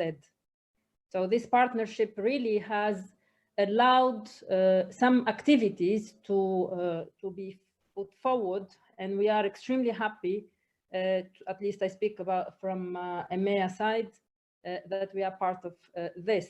So we, of course, have co-developed and also supported financially this project. I'm extremely, I would say, delighted to see this project going forward, thanks to the commitment of all the credit guarantee schemes members from the south and the north of the Mediterranean. I also would like to go a bit in the history of EMGN, which I had the pleasure to be part of. I want to make a reference, because I was looking for these references. As an academic, I always look on references to paragraph 5 of a declaration produced at a high-level working group we have set up back then together with EMED, where some of the credit guarantee schemes were represented also, in which we had worked together to really think about how to enhance the access to finance to the small and medium-sized enterprises. If you are interested to see this declaration, it is on the website of EMED and also EMGN. So this declaration was also endorsed at the 2011 Euro-Mediterranean Ministerial Conference on Industry held in Malta. So it is there. And also on the 2014 UFM Ministerial Conference on industrial cooperation held in Brussels. So this was really 2011 and 14, many, many years ago. And this specific declaration, if you look at paragraph 5D, we emphasized the role of guarantee institutions in the South Mediterranean and importantly, the creation of a counter guarantee fund or funds. And this since when we have been really thinking about the enhancement of risks and risk taking back then. Also, this was a part of what I call the in a way a market failure in general in the South Mediterranean countries to in fact ensure that access to finance to small and medium-sized enterprises is affordable and at the same time is there in those countries. Now, let me focus on this topic of this session. Counter guarantees are risk-sharing instruments. They work pretty much in developed countries, and they can mitigate the risks taken by the guarantee schemes. So they enhance the capacity of the guarantee schemes to take, manage the risk. They operate in countries like in Portugal, in Spain. I think we have studied those practices very much during the, under this EMGN framework. Now, this session will discuss the feasibility of those schemes in the Southern Mediterranean countries. So really, are they needed? What are the pillars for them to be set up? And also, particularly in the context of COVID-19 and post-COVID recovery. We know very well that in many countries worldwide, the guarantee schemes have been the channels of many governments to reduce the hardship of the COVID-19 pandemic for the real economy. Now, if I look at Europe, in which I had the pleasure to in fact work very closely with the European Banking Authority, massive public guarantees have been granted to reduce the distress to small and medium-sized enterprises, enhanced to keep the non-performing loans because of this economic recession in Europe at a manageable level. In the Southern Mediterranean, also exceptional measures have been taken in those countries, but according to our knowledge, the schemes that have been put in place are either partial blanket guarantees from the central banks, which they gave those to the to the guarantee schemes just to ensure that their portfolios are under, they have some support from the government, but the majority of them are really directly from the government or ministries and so on. So they cannot be seen as counter guarantee schemes. Now, EMGN tried to assess, the feasibility of those guarantee schemes in the Southern Mediterranean countries within this working group that has been established. And still, the working group is working on really assessing these type of mechanisms in the South Med countries, whether they are really feasible, whether they are needed, and also whether a Euro-Mediterranean, or I call it regional counter guarantee fund, is probably or not the way forward or not, and how, and if this is the case, what are the conditions and what are the applicability of those type of counter guarantee funds and schemes. Now, I have the pleasure to introduce this panel that will discuss specifically those aspects. I start with Jean-Louis Leloir. Jean-Louis is a special advisor to the European Association of Guarantee Institutions. I'm sure you have a lot to say about this, specifically in the context of the COVID-19. So please share with us for the next 10 minutes the European experiences of the counter guarantee schemes and what they have achieved in these 9 months. Thank you. Right, can you all hear me?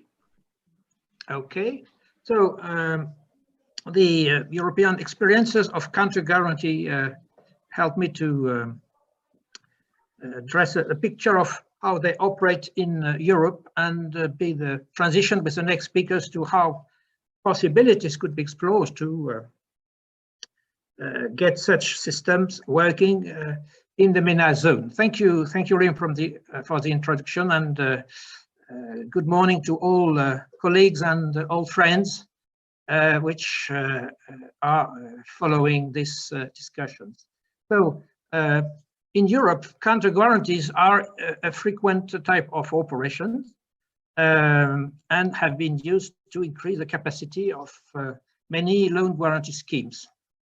Basically and technically, the counter guarantee is financial support given by a guarantor to another one when the second one needs to share some of its liabilities for many reasons.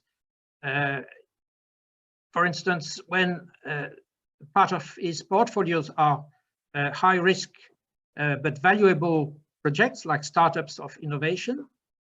Secondly, because the guarantor has to have a fixed limit to its individual risks.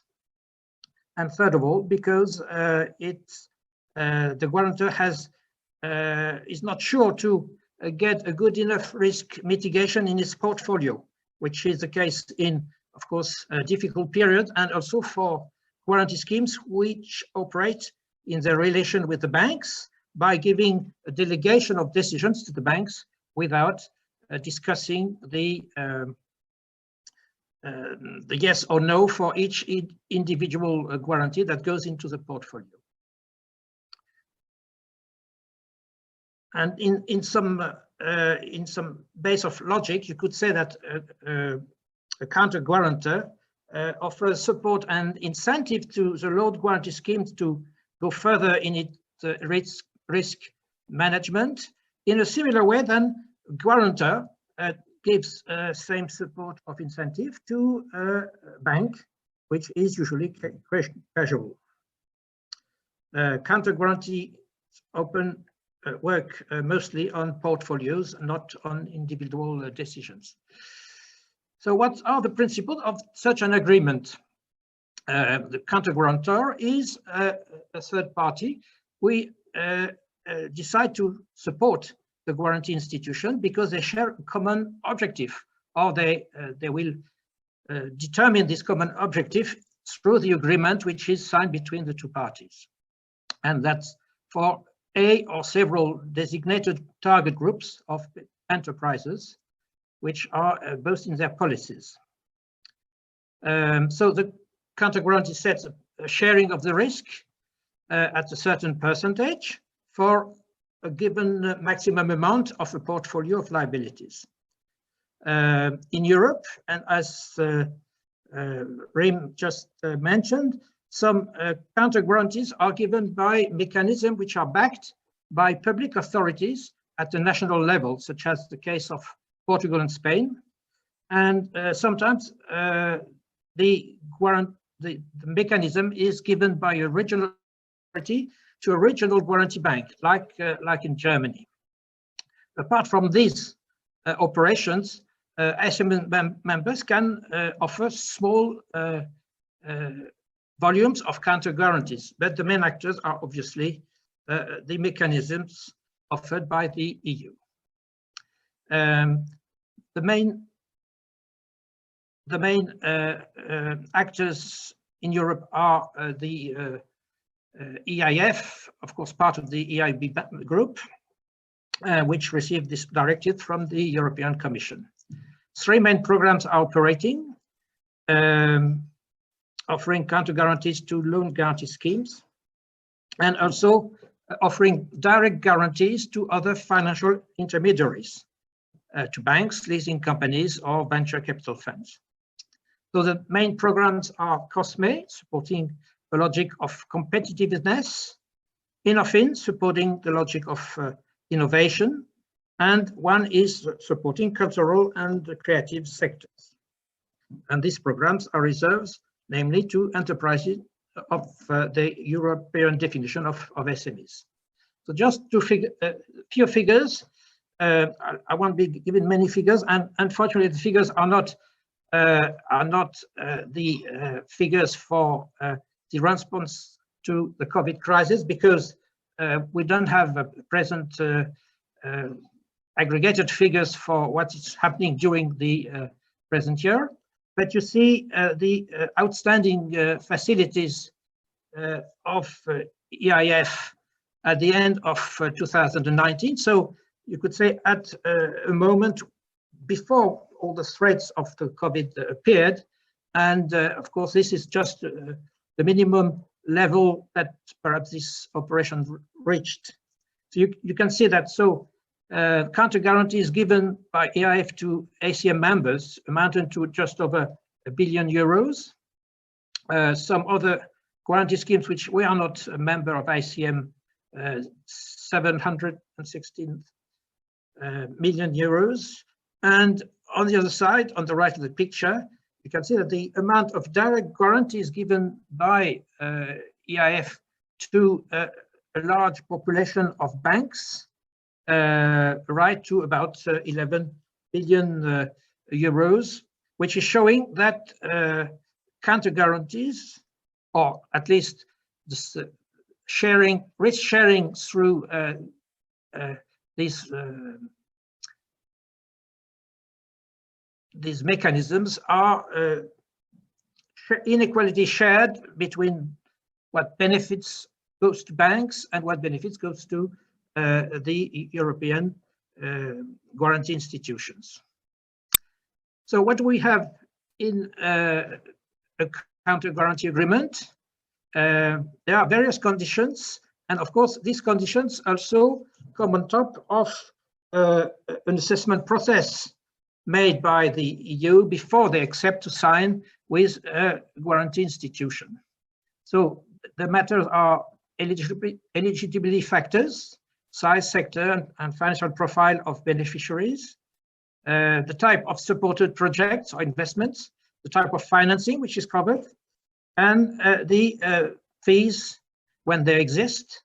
But the EU mechanism of COSME and INOFIN only have one of two contingencies. COSME has a cap, which means normally in normal conditions it cannot cover more than 20% of default. When INOFI has no cap, unlimited coverage in case of default, but charge a small fee. Also, the agreements cover all the operational rules of the guarantee institution regarding decision-making process, what information has to be provided, what claims and payments will be done, and modalities of export control, which is sometimes one of the slightly negative aspects of this relationship, because they pose a lot of, in the opinion of entities which are benefiting, a lot of paperwork in some cases. But we know that EU is trying to think and improve things on that side. So now I've presented 3 slides saying what are the benefits for each party. First of all, what are the benefits from for the guarantee institutions? So basically, Jean-Louis, on ne voit pas tes slides. Ben je voulais, attendez, je vois, est-ce que c'est ça? Non, c'est pas ça. Je vous lis carrément leur contenu. Donc, alors je suis désolé pour les chiffres de tout à l'heure.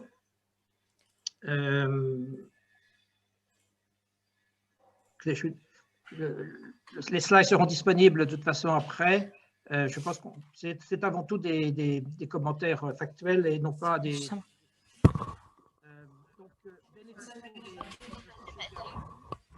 These slides will be provided later.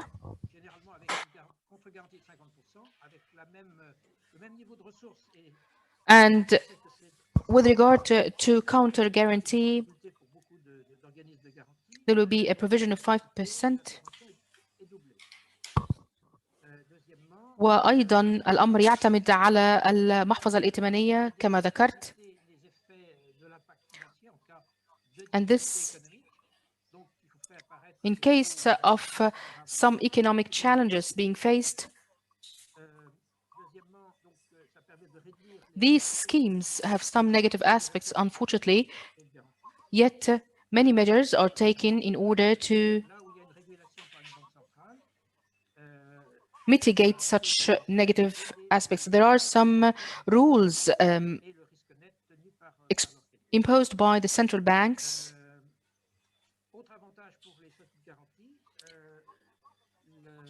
and some privileges are granted, adopted by the EU.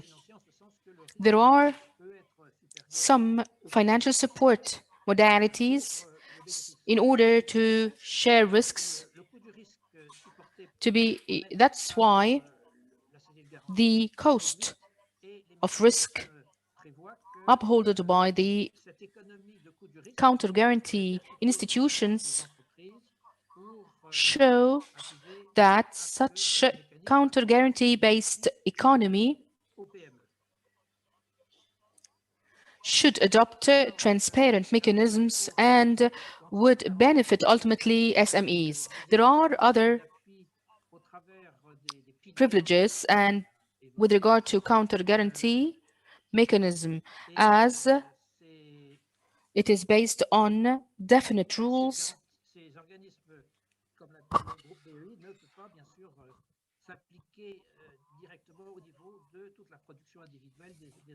and the banks and such privileges will not be applicable to all SMEs. It depends on the portfolio and the amount of privileges required. Accordingly, this allows the guarantors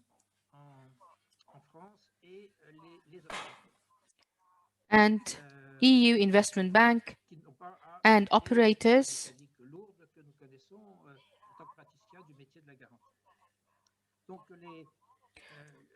to save time with regard to paperwork. Therefore, with regard to entities that provide counter guarantee is to deal with beneficiaries directly and benefit from such institutions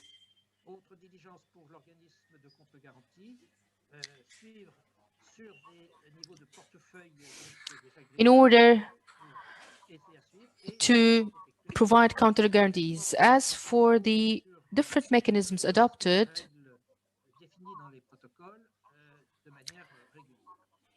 it is based on rules. If we look at the bank's viewpoint, you only have 1 minute, sir. Banks benefit from the privileges provided, and this is a commercial privilege that is being provided. And if these guarantees are being given based on the portfolios of the SMEs to support the operations in such corporations,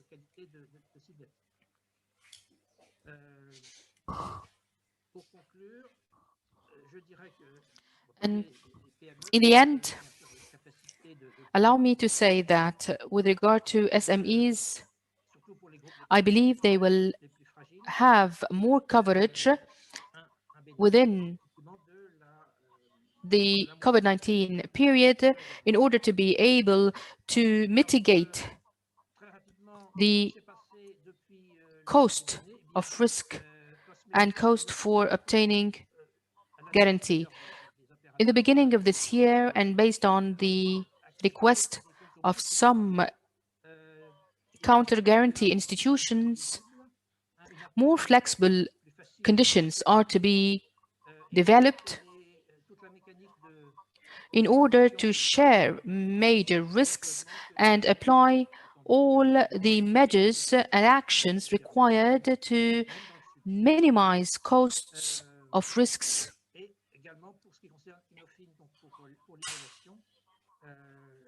As well with regard to some other corporations,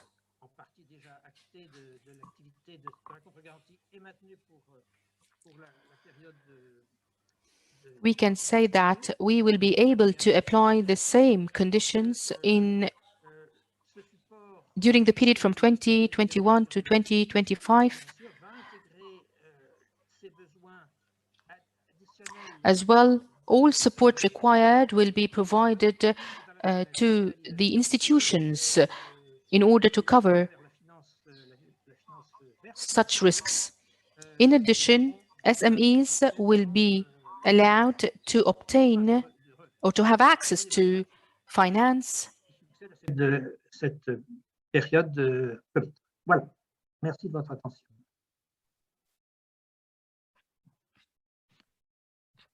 C'est terminé. Thank you very much, Jean-Louis. This is clear. Of course, we need to have a bit more time to understand exactly the impact of those actions during the COVID time. And I guess that now there is a monitoring of the, of the impact of those public guarantees that are channeled via not only the credit guarantee schemes, but also the banks themselves, which have been one of the key channels to the real economy during the COVID pandemic. And actually, this is one of the key topics that have been raised also within the European Banking Authority on how to really deal with these changes in the market, and how to, in fact, assess them and assess the risk that is behind. So thank you very much, Jean-Louis. I would like to move on to Beatriz Freitas. Beatriz, she is the chairwoman of the board of directors of the Banco Portugués de Fomento, the banker, president of the board of directors of the Ibero-American Guarantee Network, and also the Red Ibero-Americana de Garantías. So it's really a pleasure to have you, Beatriz, with us for the EMGN project, to learn of what you guys have achieved in Regard, and also to learn your experience of counter guarantee scheme in Portugal. It has worked pretty well. Please, Beatriz. Hello. Hello. Thank you. Good morning, everybody. Bonjour. I have a presentation, so I will start to share, and I will speak about the Portuguese guarantee scheme. That was the purpose of my presentation, and what we have done during these last 6-7 months after the beginning of the pandemic crisis. So let me see if okay, I'm sharing. Yeah. Remy, I'm sharing, yes? Okay.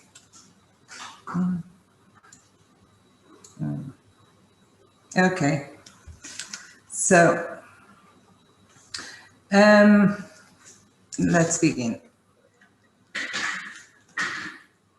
So this is what I will do. I will try to give you a background of the mutual guarantee system in Portugal. A little short presentation, what we have done to create Banco Portugués de Fomento. That is now the entity that is the governance of the mutual guarantee system, and some view of what we have done with the credit lines, with COVID credit lines, public guarantees in the last month. So I think most of the persons that are assisting,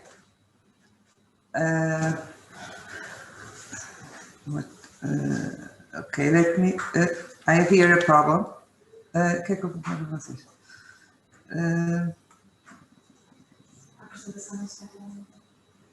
Pois, mas eu não consigo fazer nada. Okay, so I have you are. So I think that most of you know about the Portuguese guarantee scheme. It's a scheme with 26 years of activity, and it has been very. We have a long story and very changed during the time. So we begin in 94 at 26 years, and with a mission to improve the access of SMEs to finance instruments. And in this year, during the pandemic crisis, Portugal have a necessity to change some things in the scheme of the guarantees and create this new institution established by the merge of three financial institutions, and it is now the main shareholder of the Portuguese guarantee scheme. So we have a scheme.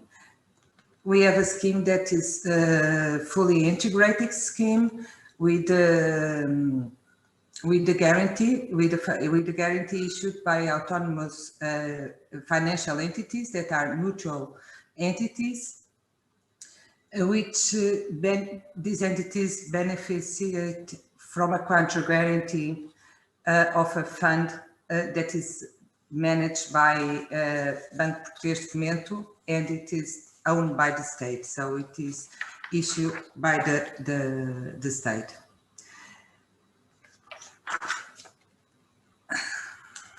The mutual contra guarantee fund, which is the principal mechanism of the system, is like I said, managed by BPF, and contra guarantees all the operations of the mutual guarantee system in Portugal, and it is a very important instrument.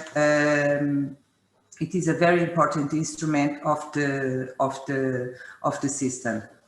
The contra guarantee is compulsory and works as a second level guarantee for all the portfolio of the system, and this is a very important issue for the financial system here in Portugal. The purpose of the contra guarantee is to reduce the risk incurring by the mutual guarantees societies. As you are seeing, we have several levels of guarantee and contra guarantee, and the main purpose is to have a sharing risk system. So we are sharing risk we have a sharing risk by the fund, with the mutual guarantees societies, with the banks, and also with the SMEs, because they are shareholders of the mutual guarantee societies. So we have a sharing risk by, when we issue a guarantee, we are sharing risk with four entities: the fund, the mutual guarantee societies, the banks, and SMEs. And this proves to be a very compulsory system.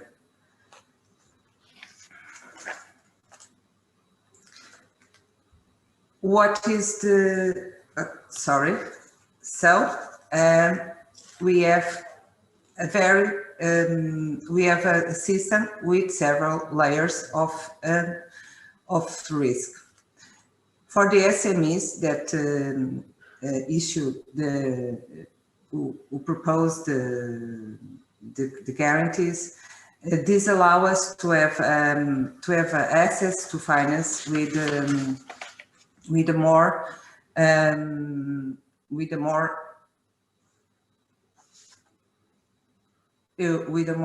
lower costs, and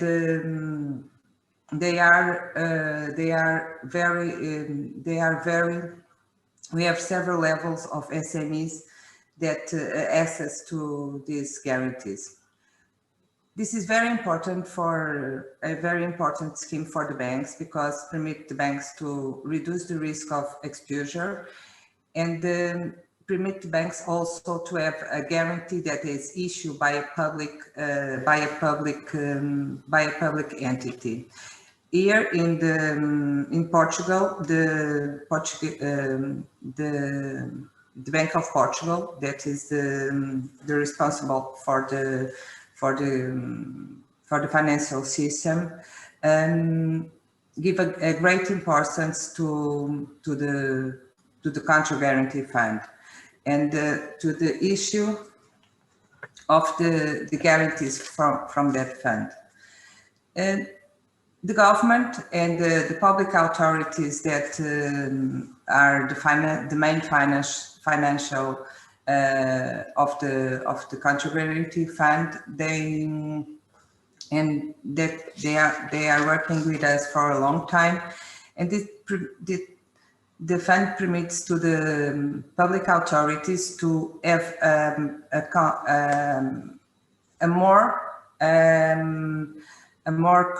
to have a contra-cyclic public policy tool, very important in the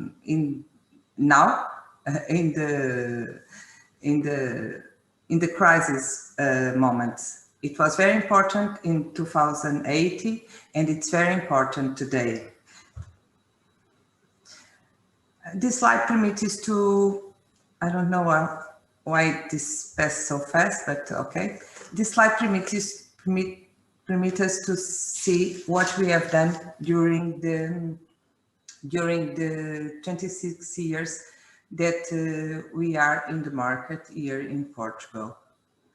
So we have done during these 26 years, we have done several studies to prove that the Portuguese mutual guarantee system have a really impact in the economy, and try to see and to prove that we have add additionality to the economy. This was in the last 2 years I present the study, the last study that really proves and show that the mutual guarantee system in Portugal permits to add more to the economy in several points. We prove that it permits to have to access to that SMEs have a more easy access to debt, and that the Portuguese mutual guarantee system permits to elevate the access to debt of SMEs, that reduce the cost of the debt in the very expressive way, that increase the debt maturity for SMEs, and that improves the investment of the SMEs also. So even we have proof during the times we have made 4 studies, and we are increasing the variables that each study are in we improve the number of variables that we study during the time and trying to prove that we really add some additionality to the SMEs and to the economy.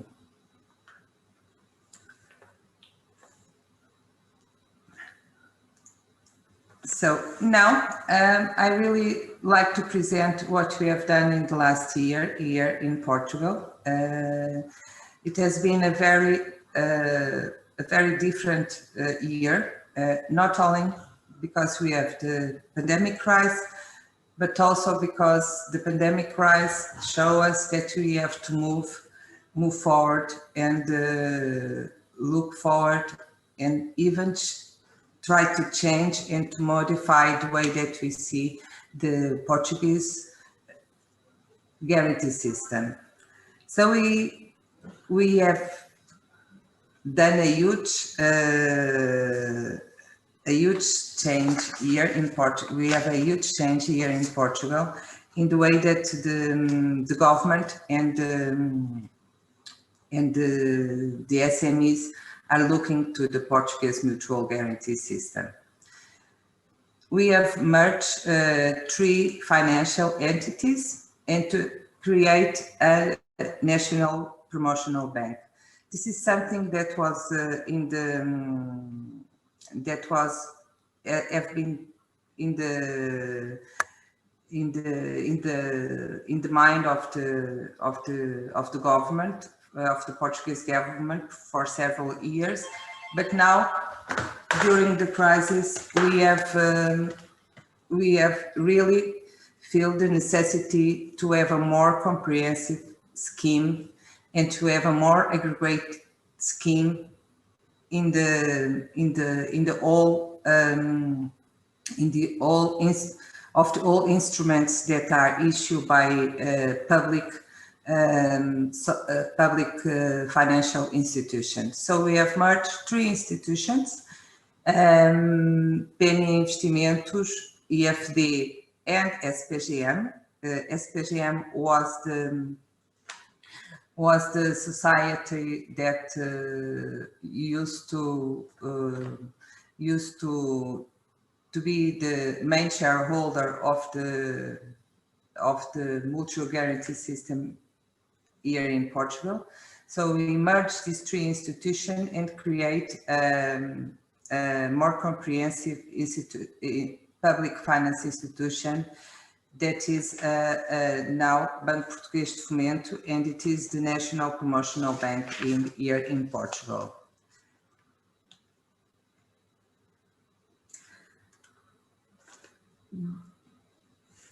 So as the bank is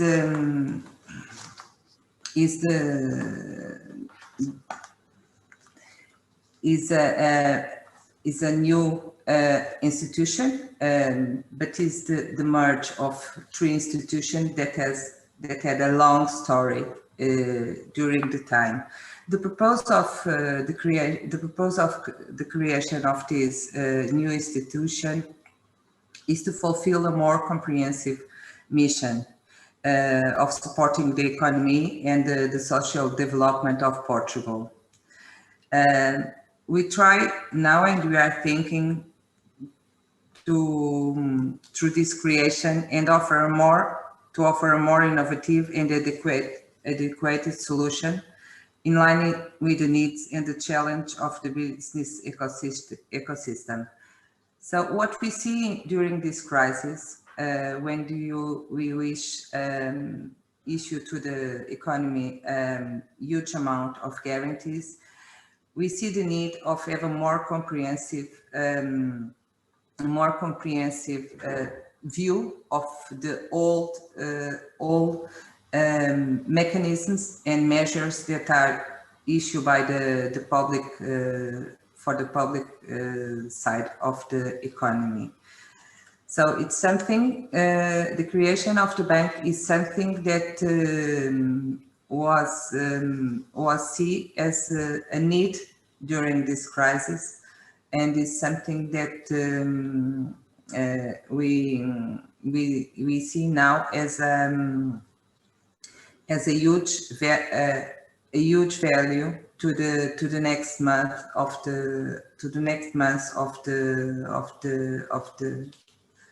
this crisis, and something that will add a huge value to the next developments that we have here in Portugal. So the proposal and the principles that we issue to deliver, it's to grow, it's to finance sustainability and stability.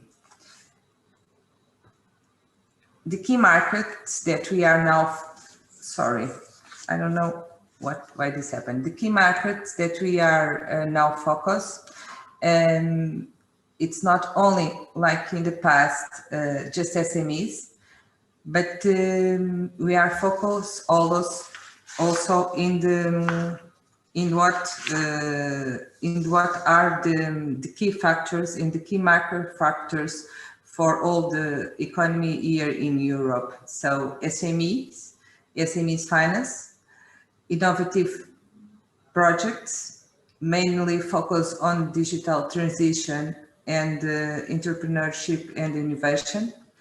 A huge focus on green finance. So it's something that is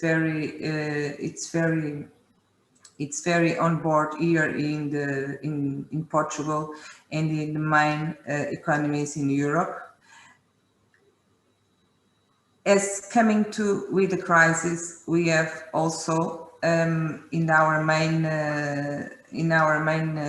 focus for the next 2 years to create a huge social impact. So mostly to have some impact in the projects in health and long-term care, education and social housing. And we also are trying to focus ourselves in the new project as projects of infrastructures. As I said, we have now a more comprehensive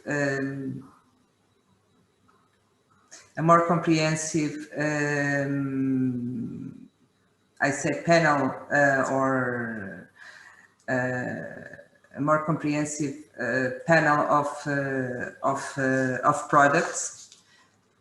We don't have only guarantees. We will have guarantees, equity products, lending products. We try to do some advisory, some products linked to internationalization, and we also are dealing even in nowadays in special, in very special products here in Portugal. So until this day, we just only deal with guarantees here. Now we try to link guarantees with equity and direct lending. It's very important to move on, to try to move on and try to link all these projects. These 3 lines of products that can be issued by the public. Yes, sorry. No more than 2 minutes. Okay, so let's move to the credit lines that we issued to COVID during this COVID outbreak. We wish a huge amount of guarantees during this COVID outbreak, and we start to issue these COVID guarantees in April, so in the first days of the crisis. As you see, we already issued a huge amount of guarantees. We have more than 6 lines of guarantees here in more than 6 lines of guarantees here in Portugal, and we are now dealing to have another one. We have huge problems or operational problems. As you see here, during the last 26 years, we have an amount of guarantees issued around 3.5, 3.8 billion, and that's our portfolio, more or less during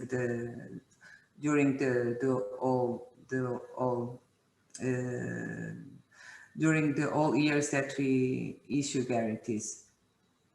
Since in this year we already issue 6.8 billions of guarantees. So we are doing more than a double of what we are used to do, and we support a lot of companies. It was a very difficult year.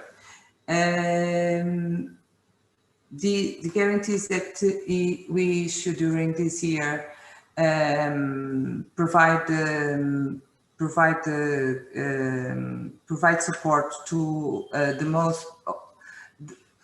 the most SMEs that are that was closed for 2 or 3 months that we have here. So it's our second crisis here in the mutual guarantee system, and the experience that we have here in the first crisis allow us to develop very quickly a response to this crisis. So, but it was a very difficult time. We are trying now to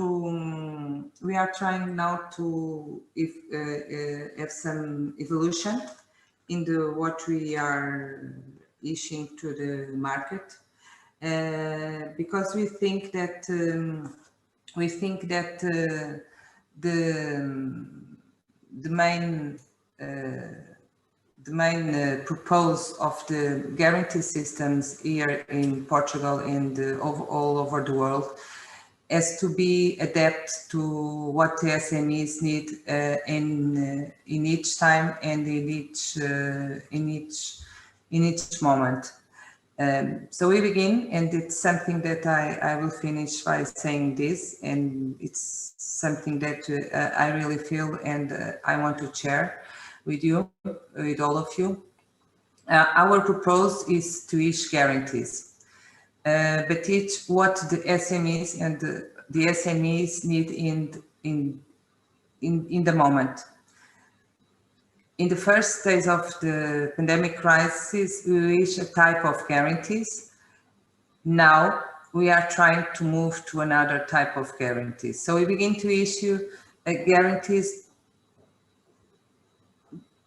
individual guarantees. Now I think that we are moving on to we have to move on to portfolio guarantees here in Portugal. So we are trying to adapt our system to the needs of the SMEs and try to not to be freeze by just one product. And this is very important. Very important in the moments that we are now past year in Portugal. And we are also trying to move on to guarantees with capital and try to merge guarantees with capital products. That's different, but it's something that we really need to move on. Thank you. Thank you very much, Beatrice. A very comprehensive presentation. I want to move very fast because I see the time passing. So we have our colleague from Morocco, Abdelmourif Abdelmoumen, who is the head of strategy and cooperation, Caisse Centrale de Garantie Maroc. Please, Abdelmourif, please keep your comments for 7 minutes. And this is also the same for Bernd, because we need to finalize this session. I see the time at 12:30 sharp, and I would like to have some discussion with the panelists and the audience. Thank you. Abdelmonem, the floor is yours, 7 minutes. Okay, thank you. Good morning, everybody. So about us, so I will be brief because currently we don't have, we are not involved in counter guarantee scheme. I will talk about our previous experience and why we didn't get into a counter guarantee scheme currently, but maybe it can be considered in the future. So before we had many years ago a counter guarantee scheme with the European Union. So it was a program between the European Union and the government of Morocco to support the existing credit guarantee schemes in Morocco. So they offered to us counter guarantee covering up to 60% of our portfolio with some conditions like the exclusion list for some activities that are not accepted by the European Union, and it was free because it was technical assistance between the both sides. And after that, once the program was ended, the remaining after having paid the counter guarantee claims were simply injected in our credit guarantee fund. So it was a special non-commercial counter guarantee scheme, but it was very helpful for us because it helped us especially to develop our reporting practices and also to get more aware of some issues like environmental conditions and so on, because they are systematically reviewed by the counter guarantee scheme in the European Union at that time. So now we have our activity has developed grow very rapidly during the recent years. We are witnessing two-digit annual growth. And this year it was very special because in 2020 the level of activity is about four times the general normal activity. So it's mainly driven by high risk guarantee products, especially COVID-19 products. So why we didn't get into a counter guarantee scheme? The reason is the answer could be based on many aspects. So the first is the cost. So we are a non-for-profit institution. So our guarantee fees are among the lowest in the world. So for example, the highest risk guarantees like the entrepreneurship, which we cover up to 85%, are free for the beneficiaries, so we don't charge a guarantee fee. And for the COVID-19 products, for which we have guarantees up to 95%, we charge only 0.1% of flat of the credit amount. So when we talk with some counter guarantee institutions, especially from the European Union, the cost for insuring or counter guaranteeing 1/3 of our portfolio exceeds our entire guarantee fee income for the whole portfolio. So this is why we weren't able to maybe to get any deal with the counter guarantee scheme outside Morocco. Also, the other reason is that as our activity is funded by the government of Morocco, so the Ministry of Finance is systematically waiting or carrying out a trade-off between the cost of counter guarantee and the cost of simply borrowing from international institutions, especially from European institutions. For example, to fund our COVID-19 products, the government was able to secure a loan for about 400 million euro at interest rate from European Development Institution at interest rate almost equivalent of our guarantee fee. So when we compare this to the cost, for example, if the Moroccan government is asked to fund us to cover the counter guarantee fee, so the cost of borrowing is really lower than the counter guarantee, and also the borrowing under these conditions allows also the government to get foreign currency inflow. So they have many reasons for which getting commercial counter guarantee with our fees and with our sovereign guarantee covering us in the last resort is not currently possible for us, unless it can be the cost could be maybe alleviated by any kind of scheme, like for example the government itself, for example, to reduce our maybe our exposure and to reduce especially our prudential ratios and regulatory capital towards the central bank. Otherwise, I think that it will be very difficult to consider counter guarantee for our situation in the present. Yeah, thank you. Thank you, Abdelmanan. I think you made it extremely clear. So we need to look at the conditions for the establishment of a counter guarantee and assess the specificities of each country, whether they really have the ecosystem to establish such funds or such schemes. Now, I would like to move to our last panelist, Bernd Leidner, who is the managing director of the Land. So please, Bernd, the floor is yours. I think you can give us some input on based on the work you're doing, and then answer to those questions which I mentioned at the start. Please.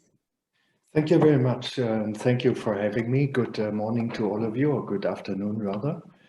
I would like to start my presentation with the example of Germany. We have the loan of 100% covered initially by guarantee banks, 80%, and 20% risk staying with the commercial banks.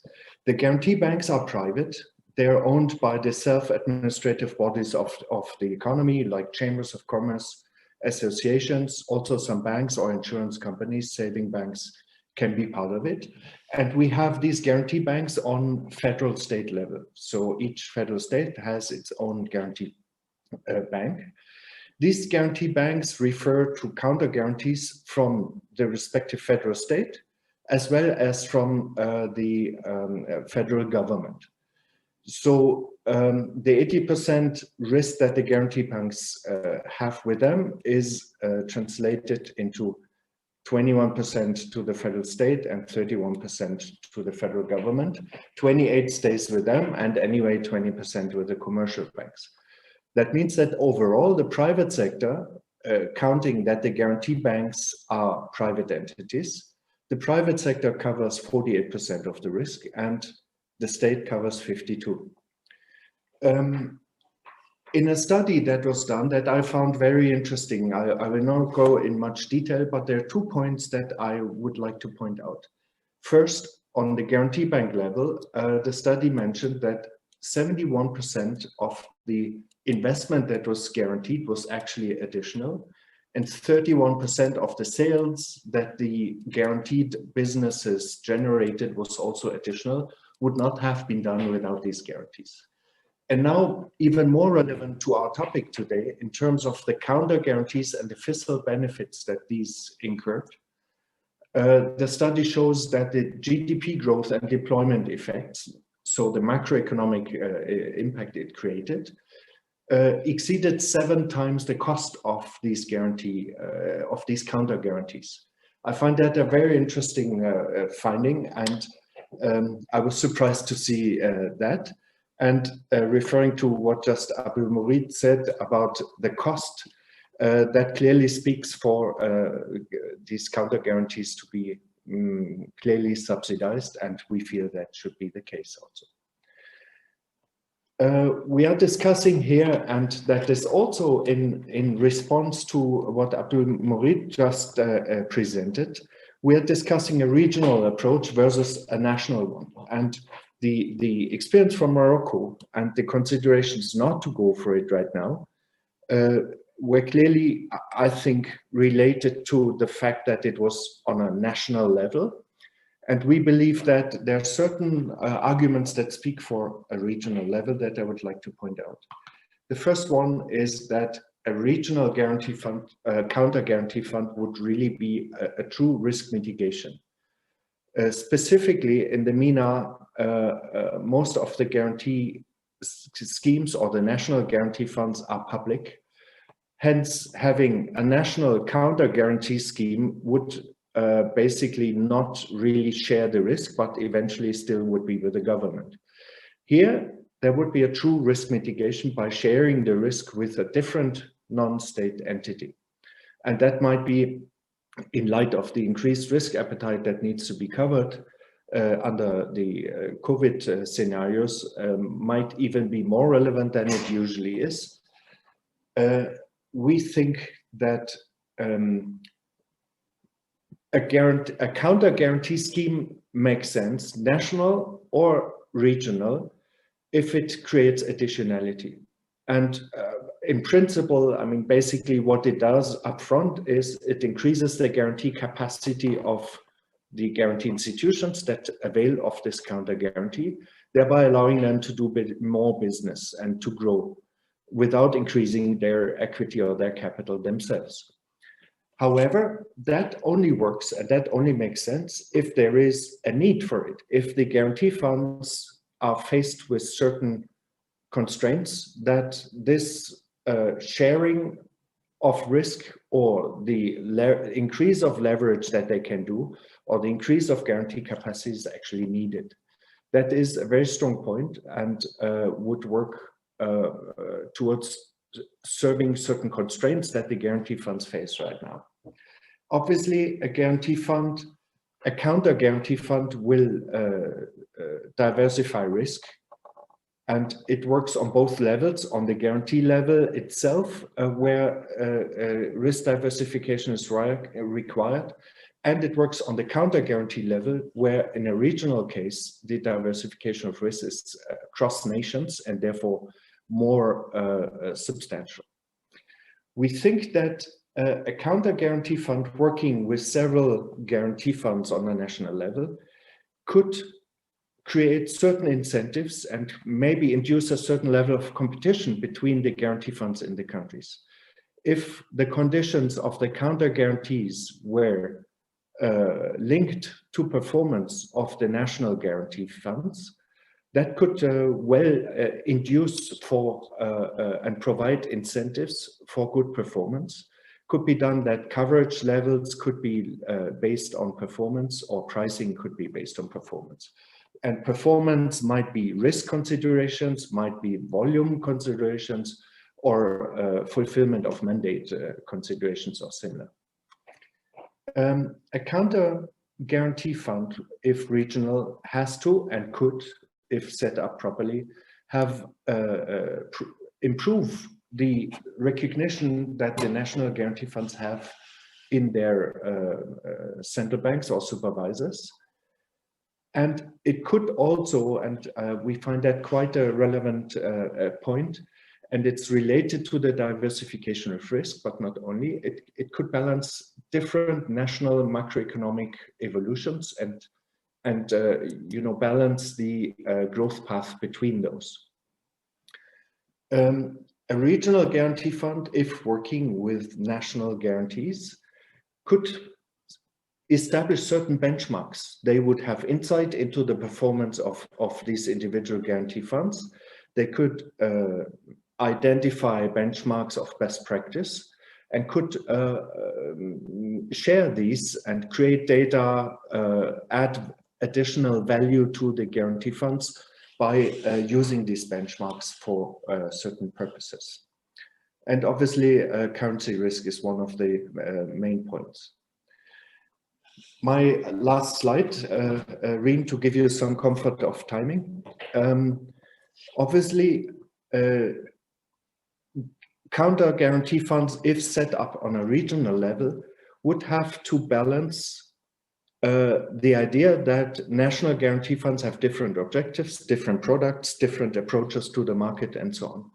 So there would have to be a decision to be made whether that counter guarantee scheme would be kind of harmonized, finding the common nominator in all these national fees, in these national schemes, or would be open to various needs and various approaches, and maybe also able to serve individual needs of specific guarantee funds in the countries. Cost considerations, we already touched it. We believe counter guarantees should be subsidized strongly, and we had arguments for that.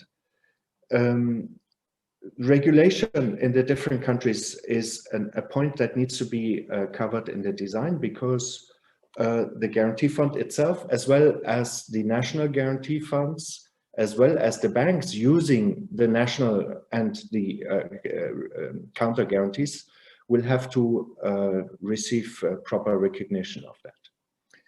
We feel that a counter guarantee fund on a regional level would have to have a capacity building envelope of funding, so as to use the benchmarks and the findings and the comparison between different guarantee funds on the national level to promote improved performance of these. There are operational aspects that need to be evaluated very thoroughly. What is the due diligence? What are the eligibility criteria for the national guarantee funds to be eligible to participate?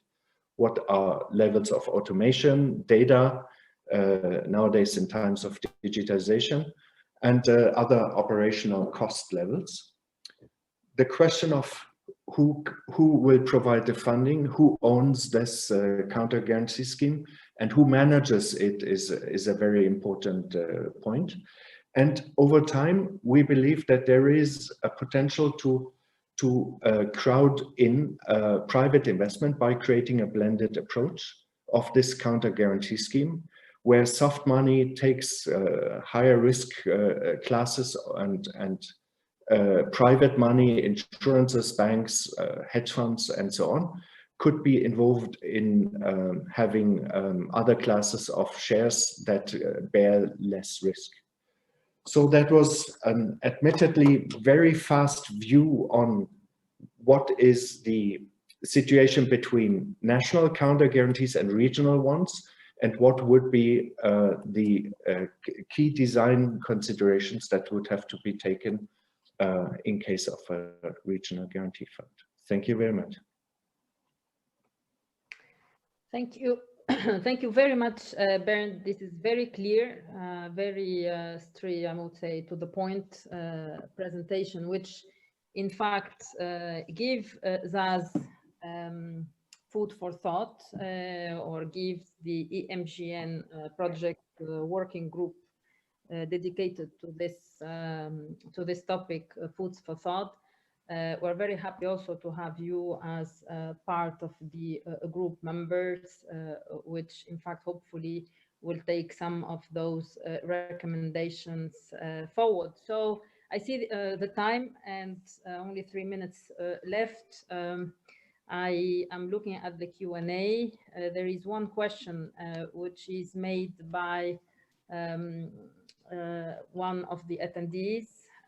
So it's also to think about more cooperation between different entities in the different countries. So for example, ministries of small and medium-sized enterprises, or initiatives, or international cooperation. So I think this is also an important dimension, is coordination between the different entities, but they also between the credit guarantee, active credit guarantee schemes, and also other ministries which have other initiatives probably dedicated to the small and medium-sized enterprises, but also the central banks. I think nowadays central banks also have a large role on those aspects. Now, on the counter guarantees, as you heard it, in the South Mediterranean, still more work has to be done in that sense, and to assess the feasibility of either a national counter guarantee system or going forward and moving into a regional fund for risk mitigation, risk sharing, and diversification. So this is probably an ambitious endeavor, which has to be very carefully assessed and studied and probably implemented in the future. So I would like to thank all the panelists for this very interesting discussion. And I would like to hand over straight to my colleague, Haider Baghdadi, who is the head of the GIZ project on financial inclusion in the MENA. And also he is the training and technical assistant coordinator, and one of the GIZ is one of the co-promoters of this project, EMGN. Thank you very much, all of you. Haider, floor is yours. Yeah, Rim, thank you very much. As Rim said, we are coming now to the closing session, and I would already like to say thank you to all participants for your patience and attention, for having listened to these two great sessions. And I have now the honor to introduce to you Mr. Selene Florenza. He's the president of the executive committee of the European Institute of the Mediterranean, EMED. And please, Mr. Florenza, the floor is yours. Thank you very much. So thank you very much. Maybe you can hear me properly. Do you? Yes. Can you hear me? Okay. I can hear you. Okay. So it's really a pleasure and honor to be with you at this occasion for this let's say, institutional final session of this annual conference of the Euro-Mediterranean Guarantee Network. It's an honor to be along with all the organizers. I have to thank especially Professor Rima Yadi, who, as you know, is the president of the Mediterranean Economists Association. I have to thank also the people at the IMED, especially Roger Albignana, who's the director of regional policies and European development at the European Institute of the Mediterranean, and along with our partners, and especially I have to thank the Deutsche Gesellschaft für internationale Zusammenarbeit. Well, these days, as it's been said repeatedly, we are celebrating commemorating the 25th anniversary of the launching of the Barcelona process. So in these final institutional words, I have firstly to refer to it because it was a very big milestone on the Euro-Mediterranean process. And of course, the economy is always an essential part of all human endeavors because of the main goals that were part of this big Euro-Mediterranean project, as you know, was to build around the Mediterranean this area of peace and stability, this area of shared economic progress and dialogue among peoples and cultures around the Mediterranean. The basis, of course, the way to achieve it really was economic. It was through the free trade zone and the economic progress that it would launch, etc. In these days of commemoration, of course, there is a division of opinions, as always. We had the opportunity to reinforce this Euro-Mediterranean partnership, first from a bilateral point of view of relations with South and East Mediterranean associate countries, with neighborhood policy of the European Union, and then from a regional, general Euromed point of view, with the launching of the Union for the Mediterranean since 2008. But now, after 25 years, there is people, of course, who prefer to see the bottle half empty, and others who see the bottle half full, because thanks to the efforts of all the people in these countries, although the enormous problems we had to face, especially from the point of view of the first of the main goals, so from the point of view of security and the point of view of stability, well, we had a deluge of problems from the September 11, Afghanistan, Iraq, and then now Syria, etc. But countries have been made what they could, and we go now and travel around Morocco. I see a different and better country than I saw 25 years back. And the same happens with the countries who really took advantage of the opportunities, although of many of the problems. And so, well, bottle maybe half empty, and if we see what remains to be done, but we have to see the achievements that the people have achieved with their efforts and etc. Although the difficulties they have found on their way. Now, this year of the commemoration, we have the pandemic. This puts at risk many of the things, and especially in the countries, in the associate countries, where the social structure is more fragile, where the economy is also more fragile, and so this adds to the risks. And so this is why I celebrate especially that the Mediterranean Guarantee Network keeps working, as since it has been founded, and we were happy to be with them since 2012, because the pandemic and the has two aspects. It has, of course, it's a health, a sanitary crisis, but it is which impact an economic and socio-economic crisis, and it especially hits small and medium-sized enterprises, and this is how all the methods are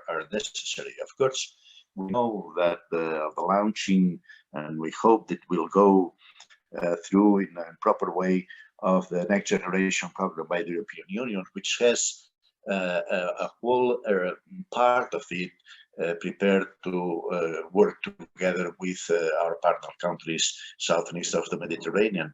And so this will, of course, help to put in movement all the wheels for the recovery. But we need to help people and small, especially small and medium-sized enterprises at risk. And this is how I am happy that this network keeps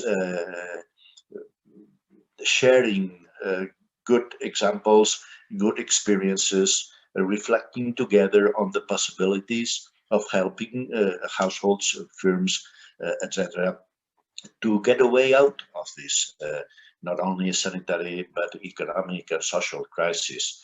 And this is how I think this seminar was especially interesting at this point in time.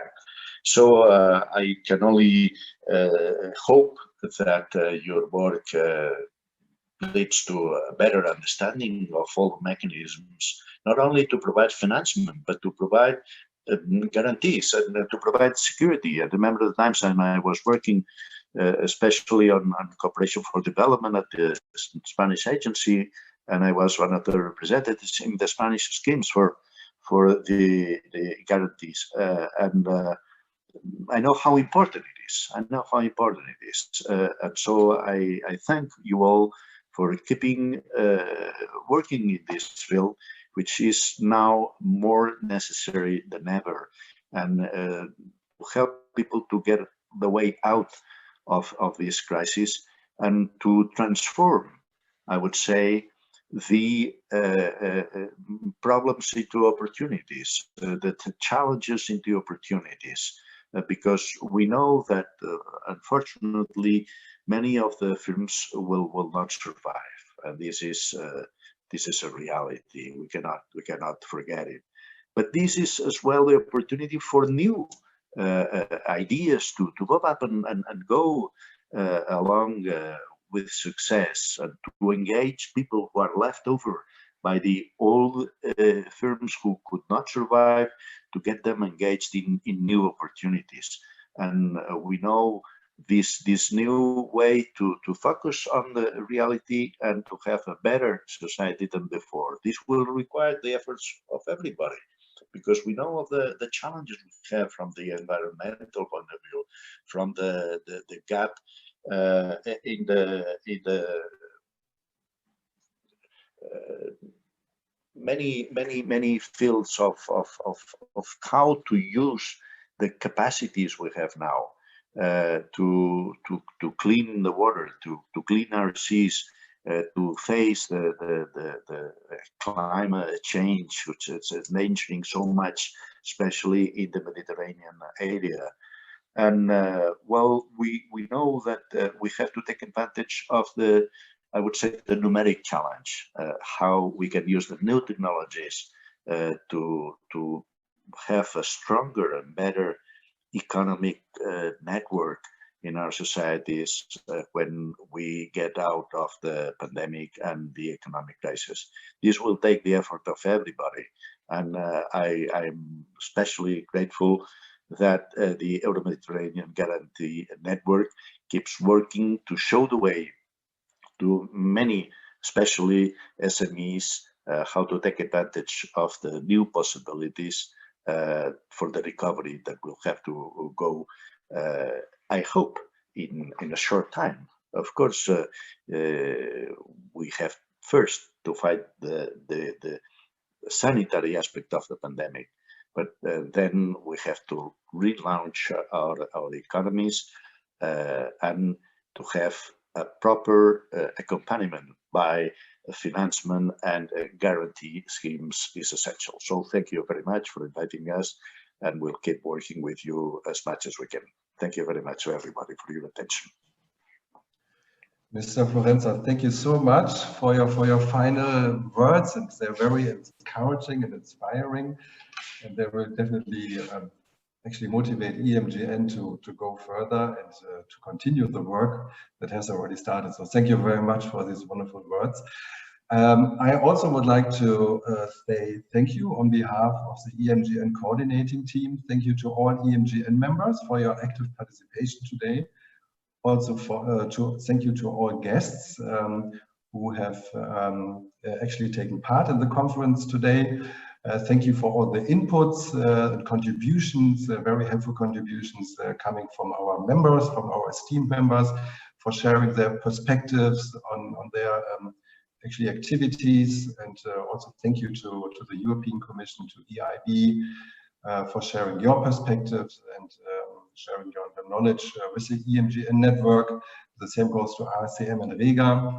And I also would like to say in particular thank you to Ambassador Kemal from the UFM, the Union for the Mediterranean Union. We are very honored to get this special attention for EMGN from Ambassador Kemal. We are very honored. Also, thank you to Nagla Bar, our wonderful lead representative of EMGN. I think actually Roger said it very well. He put it very nicely, saying that with her dedication and passion, she really helps to drive EMGN forward. And this passion and dedication is also needed. So Nagla, thank you very much. Thank you to the coordinating team, to Roger and his team from EMED for having organized this first virtual annual conference. From my point of view, it really went well. And thank you also to Rim and her team for the great cooperation we have in the terms of the coordinating unit. So there were two sessions today. I have some highlights, some takeaways that might also be helpful for the EMG networks for the orientation. I think we heard from Ambassador Kamal that actually financial inclusion is a very high policy priority area, because only an inclusive financial system can really it's a prerequisite for inclusive growth, because inclusive financial sector really helps to include small and medium enterprises and also micro enterprises to get access to financial services.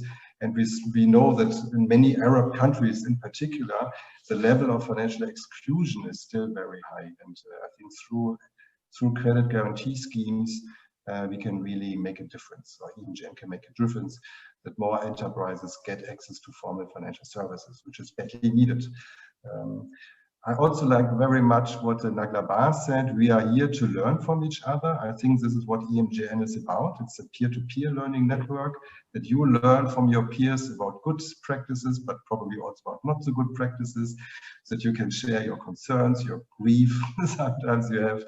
And I think that's really great that EMGN provides this platform for learning from each other, peer-to-peer learning. But I think that EMGN also has the potential in the future to become a innovation driving network, not only to share experiences, but also to help to drive innovations, to come up with new guarantee products in innovative areas like equity guarantees. We talked about it, startup guarantees, but probably also new areas, new sectors where guarantee schemes need to be developed. I like very much, I have to say, from Jordan, the contribution from Mr. Mohammed. He said that 60,000 jobs have been saved because of the facility and the underlying credit guarantee scheme. I think these numbers are very important, and I think we need this evidence for the political communication to show that guarantee schemes are very effective, to save jobs and to save the economy.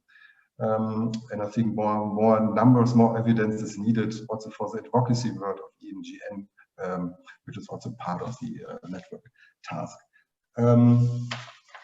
I think, like, I often heard the terms frontline workers during the crisis. I think that you, as representatives of credit guarantee schemes, you were also kind of frontline workers, because you really helped to pump oxygen into the private sector, to help SMEs to get liquidity, to really survive. And I want to congratulate all EMGN members. I think you had a very difficult year with the pandemic, but you really helped enterprises to survive. So you are very system relevant, I would say, and you are frontline workers for the economy.